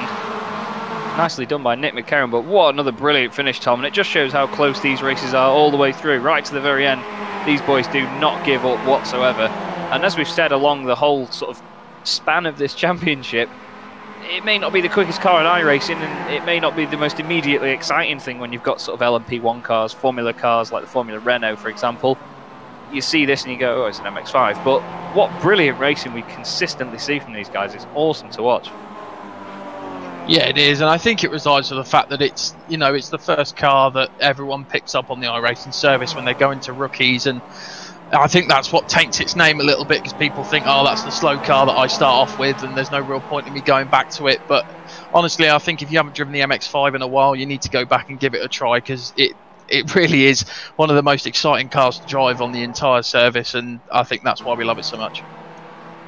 And you can get the back end out as well, as Mr. Jack McIntyre very, very wonderfully displayed to Alex and I at Donington, where he drifted the entire last lap. As we see a bit of shenanigans on the cool down lap there involving Charlie Summers. But yeah, another brilliant race, really feisty stuff. But people just don't seem to want to win these races, Tom. Everyone just keeps spinning out of the lead. We've seen McNally do it twice tonight. Scott Malcolm did it as well, and obviously Rob Graham went to send it down the inside earlier on, and yeah, that didn't stick for him either. So to be at the front of the pack is probably a bit of a curse tonight by the look of it. Yeah, it is. I think it's... The trouble is, you've got a lot of the faster guys at about lap 6 or 7 will then really start to come through, and it can be quite daunting when you look behind you and you see the likes of Charlie Summers and Brian Holmes all up the back of you. If you're an AM driver and you know you're not as quick as those guys, so I think they pile the pressure on, don't they? And that's why they come through. But so Charlie Summers then takes the race win from Pete Van Gool and Brian Holmes. A fantastic, brilliant race finish there from those three. Just 8/100ths of a second between Pete Van Gool and Charlie Summers. Luke Cooper comes home in 4th. Dave Hampson, in 5th. Abdul Al Amri in 6th. Alex Cherney came home in 7th. Kip Stevens in 8th. Martin Palman in 9th. Another good result from him. Adam Delmont in 10th. Nick McCarron in 11th. Nils Carstensen in 12th. And James Ritchie with that fantastic race finish. Just 5 thousandths of a second. I couldn't read that then. Between those two, Ashley Beard in 14th. Greg Ranks wins the AM race for Team Auto Mech Knock Hill, and it's a 1-2 for them in AM with Rob Graham in 16th. Mikey Key in 17th with Andy Maxwell in 18th. Should get the next page up just shortly. There we go. Ralph Cullinan in 19th, Max Wright in 20th, Michael Waltman 21st, Lorne Murray in 22nd, Jeroen Ursum, resident spinny wheel guy, comes home in 23rd, Billy Rose 24th with Scott Malcolm after his disastrous accident in 25th, Adam McNally, the new Sebastian Vettel of the series, spins once again, comes home in 26th, Craig Jones in 27th, Alex Perkis in 28th, Carl Jacquelet in 29th, Anthony Ainsworth in 30th, David Ayres in 31st, Stuart Dick in 32nd, Benjamin Muse in 33rd. Sorry, Rizzo finishes 34th, Stephen Cooley in 35th, Jack Ashton in 36th for Excite Racing in the number 98 car. And then we've got Michael Barry, the first of your non-finishers, Joe McDonald, Jamie Ayres, and Carl Hardy. Thank you very much, Tom. Brilliant third race there. And nice to see the lighting conditions change over the course of the evening as well. That's one thing that I'm really happy about that this series does so well. They change the time of day between each race that they host, and we obviously see differing times of day. And of course, that means that the final race of the night, we're going to end up under lights, which is it's always an exciting prospect when we've seen, even in the daylight, these boys are having a really feisty time anyway, aren't they? Yeah, and it really does change up racing, as I say, every week. Nighttime racing, if you haven't done it within iRacing, whether it's endurance or whatever takes your fancy, as long as it's got lights on it, just go out and do it a bit of night racing, and I'm sure it will. You'll learn a lot from it, put it that way. Yeah, it's a very focusing experience, and while it can be a bit daunting sometimes, it's a little bit scary to do, but yeah, it's fantastic fun. We of course really urge you to do so. I'm just currently capturing a screenshot of Abdulkair Al Amri on very much just about 2 wheels through turn 1. Big hit from Dave Hampson. But Alex, meanwhile, will have the reverse grid spinny wheel for us for the final time this evening. Yeah, he does indeed. Give it a spin.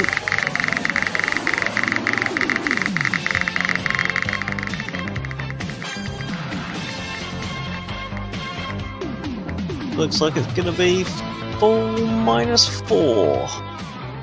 Indeed it is. Down. Smashing stuff, thank you. We'll have a look down the order then. Full would have been Jack Ashton, who Tom very quickly cursed earlier on. And if we go back 4 places, that puts Stuart Dick on pole position in the number 61 car. And then it's the 666 of David Ayres alongside him. Anthony Ainsworth will be 3rd with Carl Jackalette in 4th. And Alex Perkis will be in 5th place on the grid on his debut for Northern Lights. So we will join you again in about 5, maybe 10 or even 15 minutes' time on the iRacing Esports Network. It'll be me, Tom, and Alex for the final race of the evening from Road Atlanta in the BSR MX5 Pro Series. Don't go away.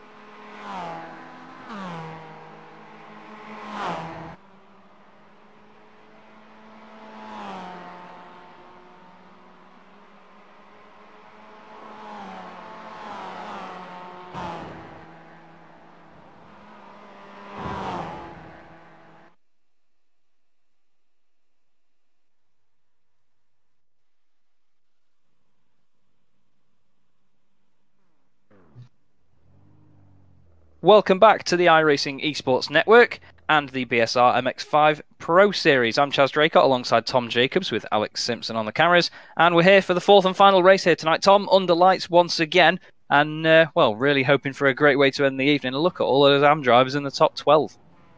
Yeah, I think it's going to be an absolutely fantastic race, and it's especially at night. The guys are really going to have their wits about them.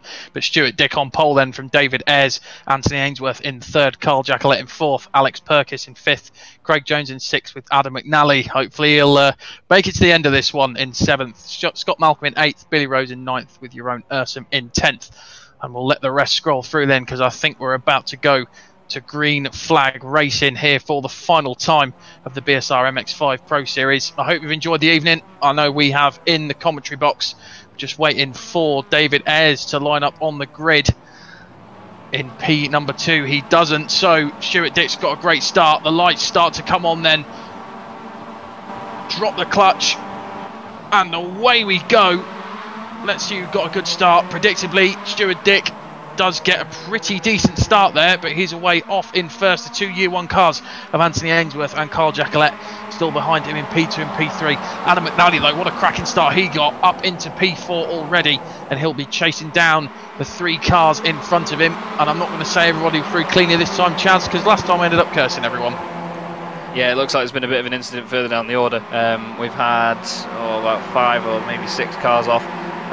Gregory Franks, Brian Holmes, Jack Ashton, Kip Stevens, they've all lost out. David Ayres didn't even take the start, so real shame for him. There's a car from the inside. That is Stuart Dick, race leader. I've just looked back, there's a couple of cars as well flying down the order off on the grass. It's all kicking off at the beginning of this one, but our race leader, Stuart Dick, is out of the race, it looks like. He's still dropping down the order. Seems to have settled in 15th place. There's more cars off there. Oh, it's just an absolute mess in the middle of the pack there. There's another car, bit of argy-bargy between Ainsworth and Perkins. Perkins is off the track as well. Jones is involved. Look at all this bunching up here. They're all going to want to get out of the way to try and avoid Perkins coming back on. Who is that going flying through the middle? That is Lorne Murray making his way through. I don't know how he did that, Tom, but he just weaved his way through some of these guys. That was amazing stuff. But the 3 wide now going down. Look at this gaggle of cars. This is just... I'm scared at how badly wrong this is going to go, if I'm honest with you. McNally takes the race lead. So it's a dream start for Adam. He's got Jackalette with him, but then we've got Max Wright, Lorne Murray, Billy Rose, Craig Jones, and there's someone off there. That's Cullinan on the inside in the result clothing car as well. Somehow the rest have made it through, Tom, and well, I don't really know where to start with what went on there, but we've only lost, by the look of it, 4 cars so far. Rob Graham, Mick Barry and Kit Stevens and Brian Holmes. It looks like David Ayres has started the race, but from the pit lane. He's 32nd at the moment. Anthony Ainsworth has just come in the pits as well, so dropping like flies after the first lap, but we often see that in this fourth and final race of the evening, don't we? Yeah, we do, and it's what happens with night racing is you lose the ability to see exactly where your braking point is, and you've got all the headlights dazzling behind you, and it adds a new dimension to racing. The track's a lot cooler, obviously, so the car's going to grip a lot more. It won't slide out of corners that maybe you're used to, and things like that. So, you know, I think we've come to expect it with the fourth and final race, and everyone gets a bit bunched up, and everyone's getting a bit tired as well from the previous races. But McNally at the moment has pulled out a 4-second gap already over Carl Jackalette. Looks like on my timing screen. I may be wrong though, but and we've got more carnage in the background that I can see, and a lot of Abdulkir Al Amri falling down the order. Dave Hampson as well. Benjamin Mears is also falling down the order on my timing screen. So more carnage ensues there, Chaz, and if it goes anything else, it's going to be like Monaco 1996 with only 3 cars finishing. Yeah, hopefully we don't have that few finishing, but yeah, you never know with these boys. They like a bit of argy-bargy, but that's usually the nature of the MX5. You can get your elbows out a little bit and shove it into each other and just sort of send a very a braille-orientated message to the drivers around you. I remember Charlie Cox, very famous British Touring Car Championship commentator, describing a little head and shoulder as a braille pass on his competitors when he used to give it a bit of wing mirror to the door. But yeah, these guys not scared to get the elbows out, of course. Down the inside there is Jamie Ayres on Delmont. Bit of a shove. That was a braille pass for you. There you go. That's how it's done. Adam Delmont getting that. Well, he'll want it in Morse code next time, and I think Peter Van Gul's about to lick the stamp and send it as well, so he's getting mugged off by the SimLab boys here. But that's the beauty of this, and like you say, Tom, night racing really does sort of, it just adds that extra little element. Everything's a bit more contrasty in what's around you. It's difficult to see who's around you and where they're trying to go, and obviously you've got all the different lighting effects on the go as well that iRacing gives us, and it can be very distracting a lot of the time as well, because you spend most of your time watching in your rear view mirror in these races just to try and see who it is coming up behind you. Yeah, you definitely do, and when you do see him in your rear view mirror coming up behind you, it's just a bright dazzle of light. But they've got the full main beam on, giving it everything they've got to try and get past you. As we've already on lap number 3, and it's been a bit like the Bahrain Grand Prix, isn't it? It's been action all the way through. But Excite and SimLab seem to be the cars to beat this evening. We haven't really talked too much about Swift Cooper Esports. I just want to touch on them quickly. They don't seem to have had the best of evenings out there at the moment, Chaz. They've been thereabouts, but I think this evening really it's been the main story has been SimLab and Excite, as we've got one of the Result Clothing cars off on the outside, and I think that is Craig Jones in the 43. The Scott Malcolm goes through, and he's driving for Result Clothing as well. So a costly mistake there from Craig Jones. He's currently down 12 places from where he started. The biggest mover and shaker at the moment is Cesare Rizzo, who's up 21 places from where he started. Sorry, no, it's Jamie Ayres who's up 29. And I think more of that is just a result of staying out of all the carnage. Yeah, and I was actually speaking to Jamie between races, and he's had a very frustrating evening so far. I think he's had incidents in all of them. I think he got disqualified from one of the races as well for going over his incident point limit. For anyone that doesn't know, on iRacing you get incident points whether you go off the track or have contact with another car, for example. And if you do that too often, you accrue incident points and will get, you get disqualified from the race on the spot if you have too many of them. I think the limit for this series is 20. You'll get 4 for contact with another car, anywhere between 2 and 4. You get 2 for completely spinning the car, and you just get 1 if you dip half of the car off the track onto the grass. So you have to be careful when pushing the car really hard, but yeah, it's great to see the most of the field still going anyway. And despite those big incidents earlier on, a lot of people, they've not given up, Tom, and that's one of the sort of nicer things about the spirit of this series. People just really give it everything, carry on. Yeah, definitely, and it's just one of them as well. You know, even if you're finishing 25th or the way down the order, you're still going to get points from it, and of course all the points count that you can get. Jamie Ayres then alongside Stuart Dick for the asymmetric driver, sorry, way out wide onto the grass as the diamond formation come into the last corner then, and we've got one of the SimLab cars round. I believe that was Cesare Rizzo. He's had a bit of a nightmare evening. Last race out he retired as well, so he does get the car going. Hasn't got any damage on it though, and I think it has, as he it has now, because he's just flung it into the wall. But he's back into the pit lane then, and I don't know whether he will be able to get that car going. So a lot of big names in this series, Chaz, falling out at the moment. The likes of, we've got Stephen Cooley's out as well, Michael Barry, so a lot of the main AM drivers are out, and Kip Stevens and Brian Holmes as well are currently out of the race. So, but at the moment, McNally leads then with a very comfortable 2.25 second lead over Carl Jacquelet, who's got a nearly 6 second lead behind him with Lorne Murray, who's the next AM driver down. So, as you were saying earlier, Carl Jacquelet, he's been doing a lot of practice, as you said, Chaz. And I think it's really starting to show and really starting to pay off for him out there. Yeah, his results are getting a bit more consistent. It's just the odd incident here and there, which sometimes you can't avoid in this championship. It's just such close racing throughout the whole field.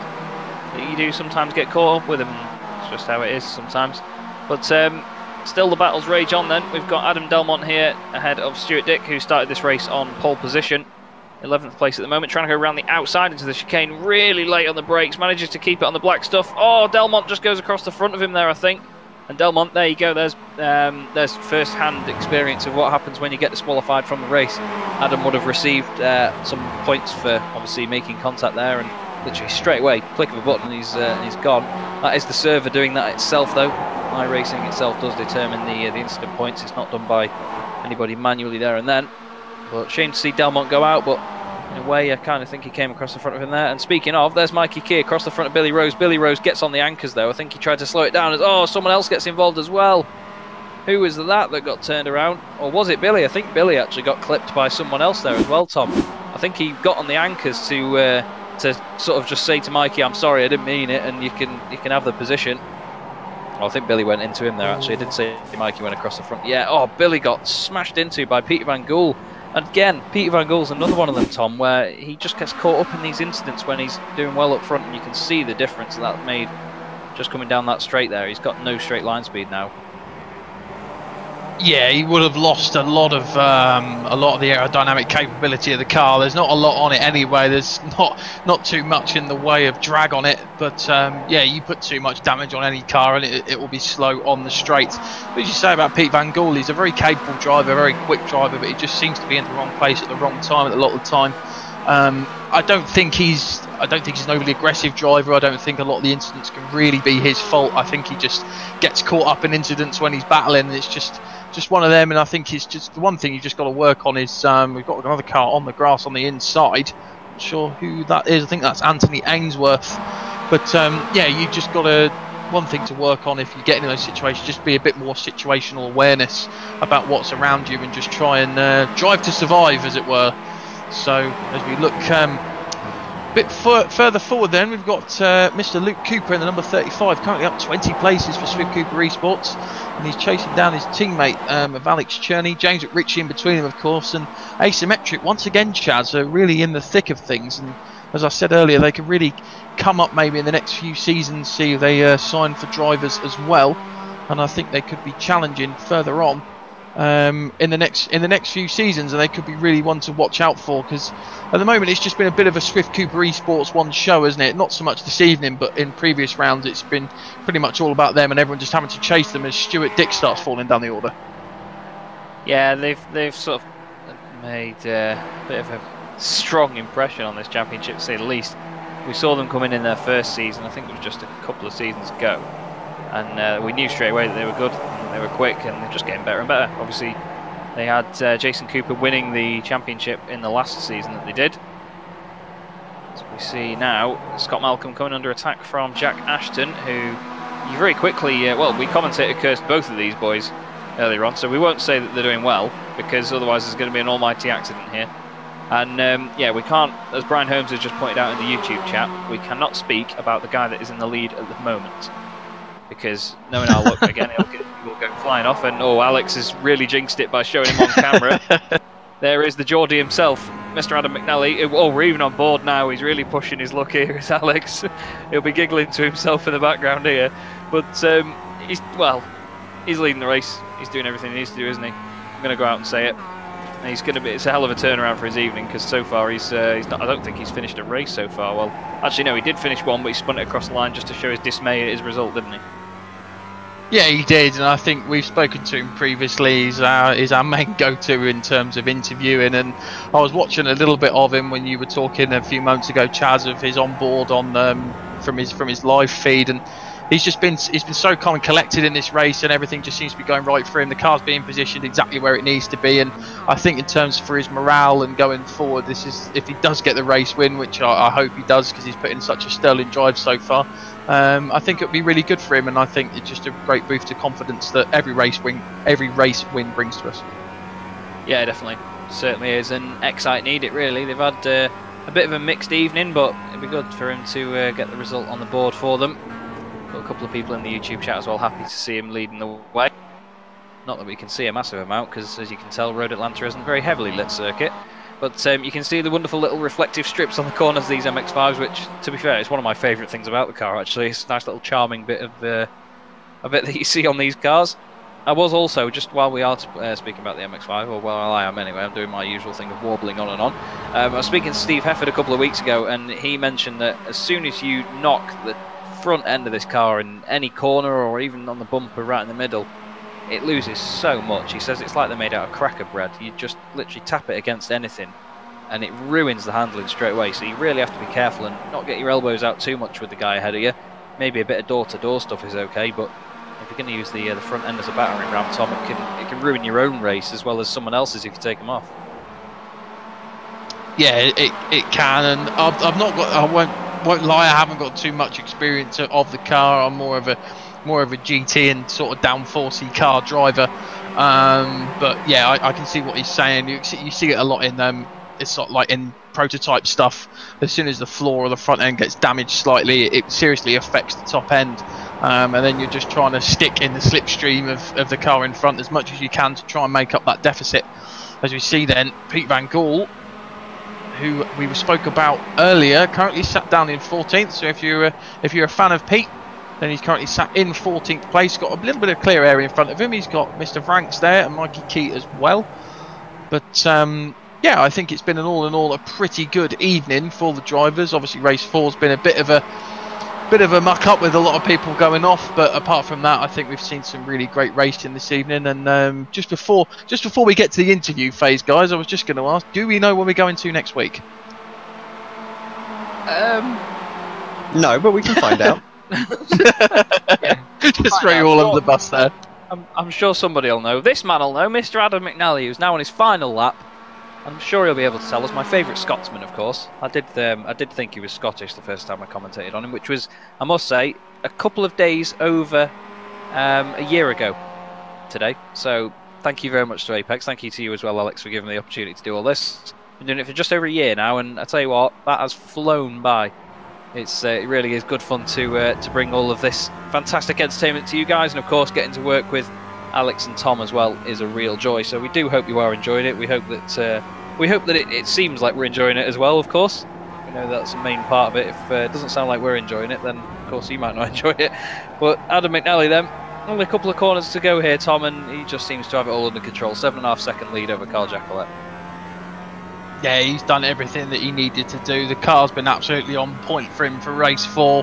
He tends to come alive a lot. I've noticed watching his driving over the weeks and months that we've been doing this, as Chaz said, I've noticed with his driving at night, he seems to come alive a little bit more, and I think he just favours a lot more of a grippy car as he comes down towards the hill, then down the hill into the chicane for the final time, knocks the car down a few gears, tips it in nicely, back up the hill, push the car out nice and wide. Oh, he gets a little bit, I think that might have been a bit more him showboating there.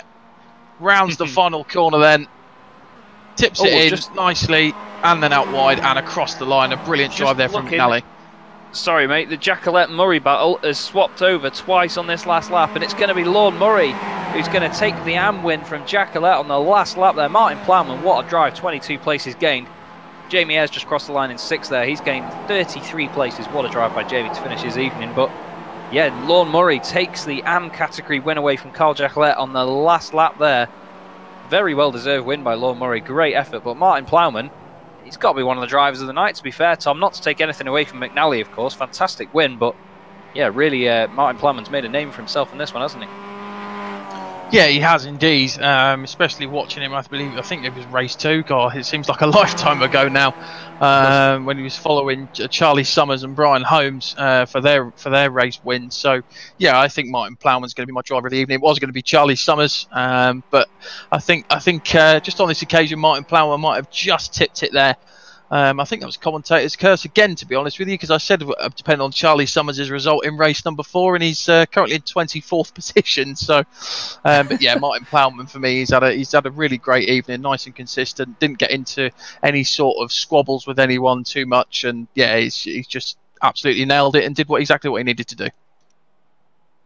And we saw some fantastic racing from everybody all night. Really pleased with how this race meeting has gone so far. We've obviously got the interviews to go, so it can all turn around from here. You know what these lot are like. But for the 4th and final time, we're just waiting for a couple of drivers to cross the line. There we go. There is the last driver to cross the line. And for the final time tonight, Tom, we have the results on screen. So Adam McNally, who didn't get commentators cursed in the end, takes the race win for race 4 for Excite Racing. Behind him, Martin Plow, and another sterling drive for him in 2nd place. Lorne Murray is your AM race winner. Then behind him, Carl Jacqueline, who he managed to pit just for the AM race win in the last few moments of that race in P4, and then Max Wright in P5 to round out your AM race podium. Jamie Ayres comes home in 6th overall and rounds out the pro podium there for SimLab Racing.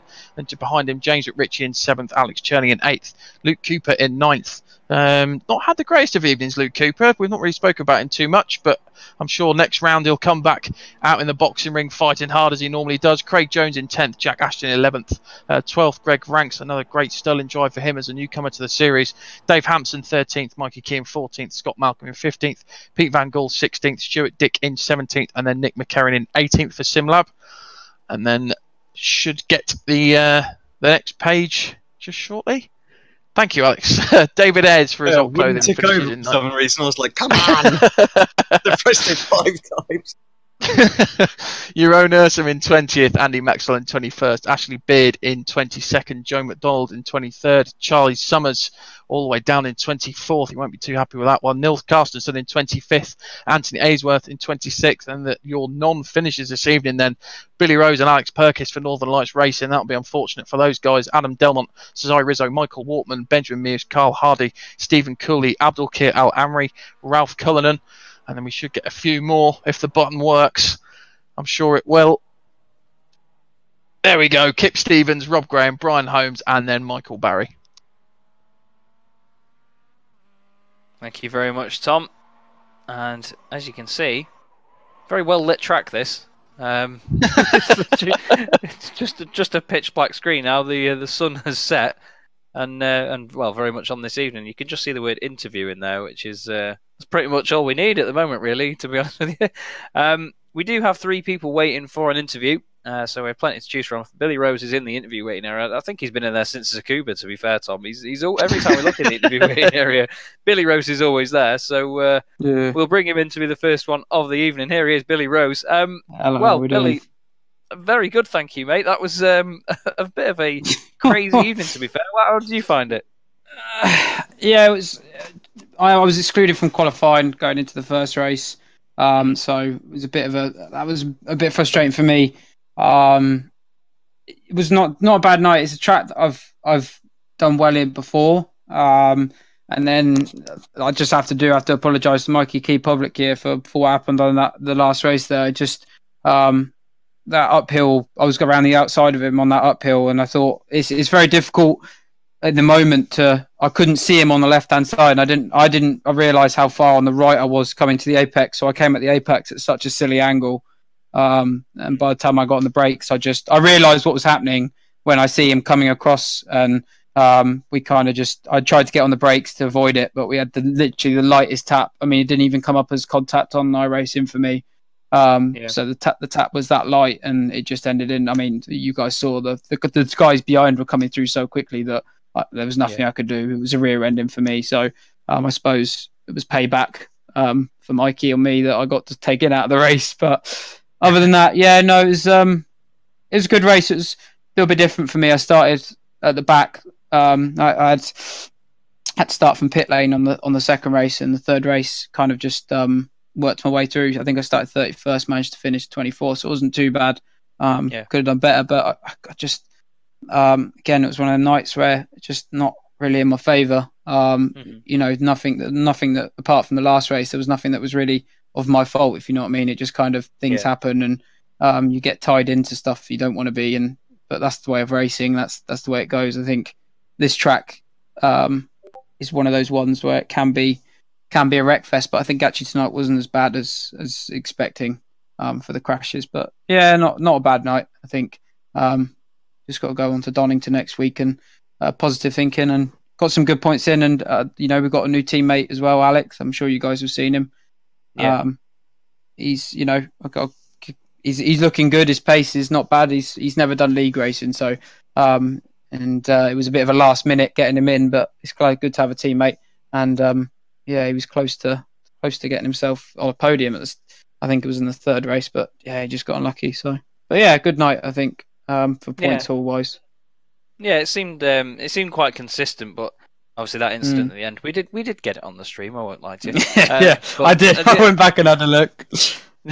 Well, I did say at the time as well that it seemed like you got on the brakes to avoid it, and obviously try and sort of let Mikey at least keep the place. But obviously Peter Van Gool had other ideas as he came barreling in and took you both down. But it's what happens in motorsport, as you say. And at the end of the day, it's good to see that you're one of these drivers that does accept that. Some people always want to pin the blame on other drivers, but it's just motorsport. It's what happens, isn't it? Yeah, mate? So exactly. That's like exactly what you're saying. You just sometimes you know that it's you're at fault, and you can try and avoid it, but sometimes, just like in that case, the angle I was coming at, there was no stopping that, and it is what it is. And I apologise to Mikey, and I just hope going on to next week, just thinking positively. But this is racing, like you say.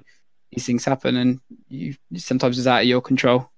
Yeah, well, we head to the very interesting Donington National next week, which is a nice sort of basic track in comparison. How are you feeling about going there?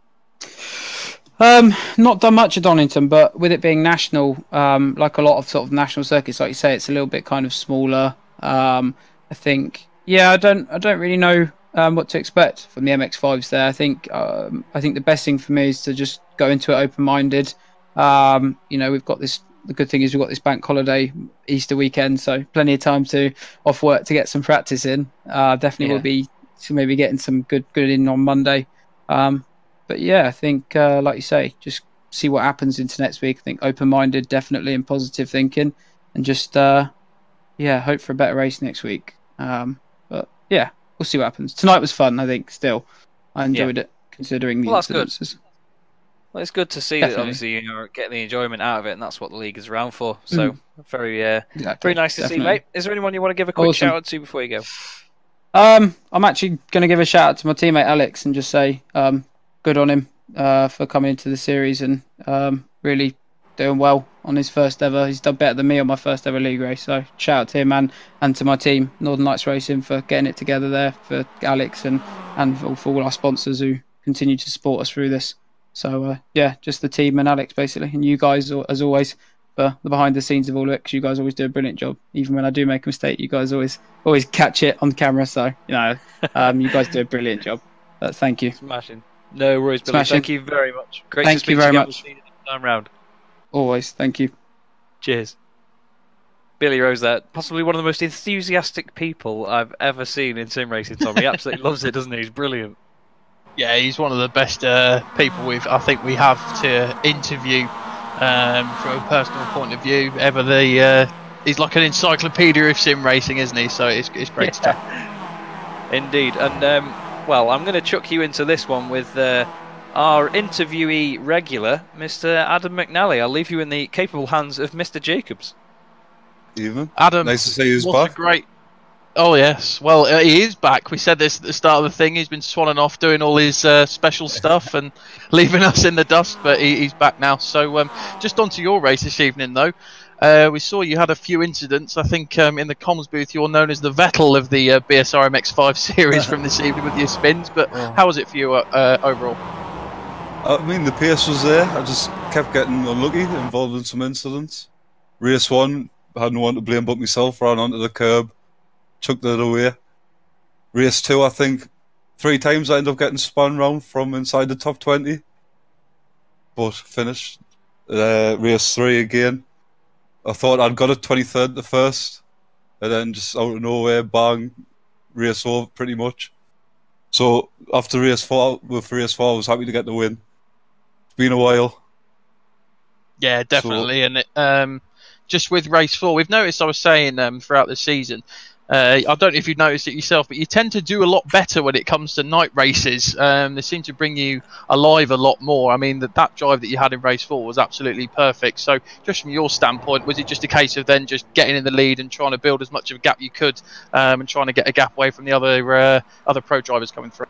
Yeah, well, I knew it was going to get dark, so I thought I had to get away at the early stages while it was still a bit light, because there's no lighting around this track, so it's pretty much just memory, trying to chuck it in where you usually would and just pray and hope for the best that you actually hit your mark and that you're not running too wide. But I seem to have a good run, and like once I said, got about 4 seconds on you, I could just chill out a bit, not push too hard, and just bring the car home.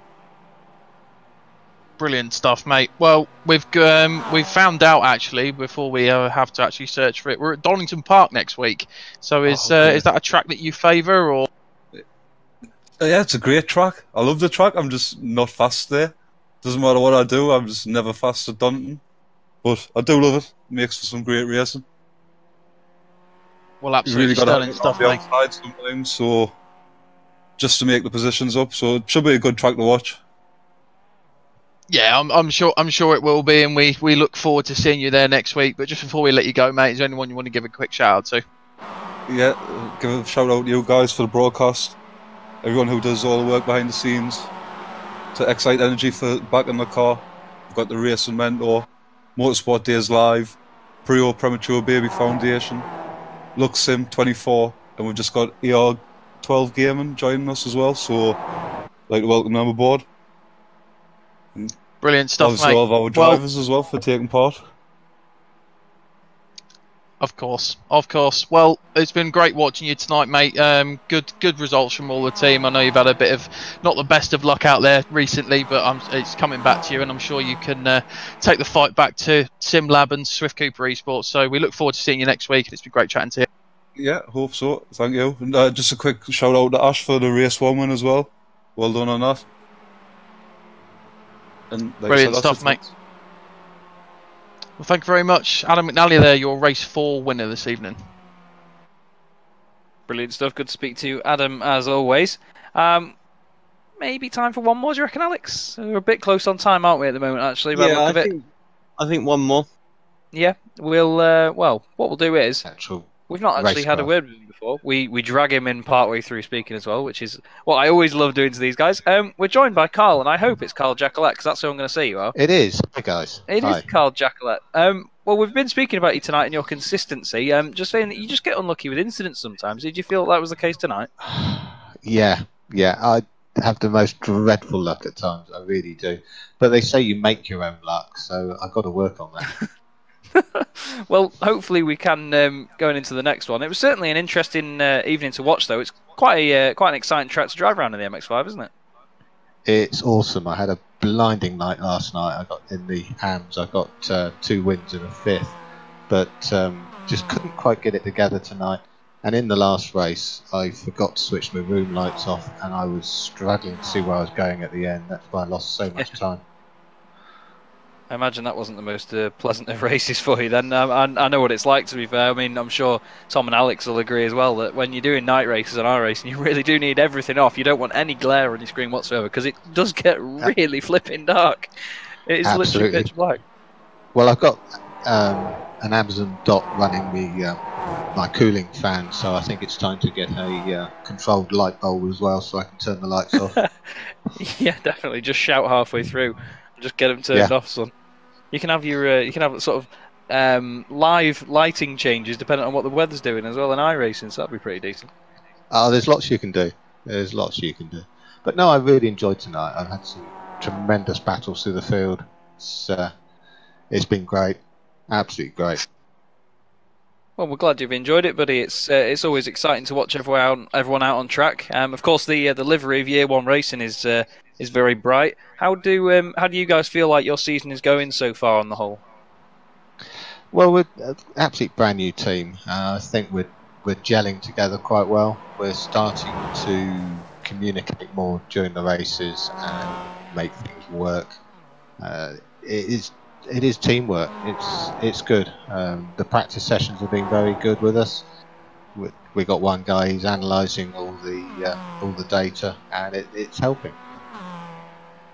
Good stuff. And of course, teamwork is such an important part of this series. We've been saying over the course of the evening how even when it comes down to slipstreaming, if there's a track with big straights, you have to play the team game and make sure that you don't lose out any momentum if a couple of you are together on track. I mean, do you find that a lot of the time there is an advantage to having a couple of your guys together on track, or do you reckon just as a sort of observational way, it's better to have people spread out through the pack? It can go together. Last night there was an instance where I was making a pass, and I had one of my team guys in front of the person I was trying to pass, so down the straight. It was, go on, move right, give me the slipstream, take it away from the other guy. Yeah, it's the little details like that. Yeah. But yeah, you've got to work together. Mm-hmm. Well, it's fun to watch it happen as well. Yeah. I mean, I think it was the start of that last race. One of our guys was in front of me, and I managed to get a nice run and into the first chicane, yelling on the mic to give me the line. Well, it worked. Just scare them out of the way. Just shout at them until they jump out of the way. Yeah, oh, definitely. Take possession. Yeah, that's it. Yeah, assertiveness, assertive commands to your teammates. That's what everybody needs. Well, yeah. Well, I'm the oldest team driver. Yeah, I'm 57, and it's experience in that. yeah. Well, exactly. You can use that. Use that against them and be like, look, I'm the experienced one here. Deal with it. just tell them how it is. Tell them how it is. Yeah, they get used to it. You take command, and people will follow. Love it. Well, it's a pleasure to speak to you tonight, Carl. Well done on the results. I know sometimes it doesn't go your way, but as we've been saying, it's down to luck sometimes in motorsport. It is down to luck. Definitely. And I've had some tremendous saves tonight as well. I mean, on that last lap, coming out of the final chicane, I was completely sideways. I was heading towards the bridge, but no, I collected back together again. I thought I was going in, but no. More time in this car, I'm actually beginning to save it now. Previously, it was just driving around at the back of the pack, trying to hang on, but now I feel I'm actually racing it. Well, it's good to see that it's getting lively, and at the end of the day, it keeps it exciting, even when you're sort of not directly racing against anybody. But we are running out of time, unfortunately, buddy. So I'm going to have to ask: is there anyone you want to give a quick shout out to before we let you go? Just the guys at Year One and the fabulous custom flip flops they make. They're absolutely brilliant, great for your holidays. Just get that plug in. Love it.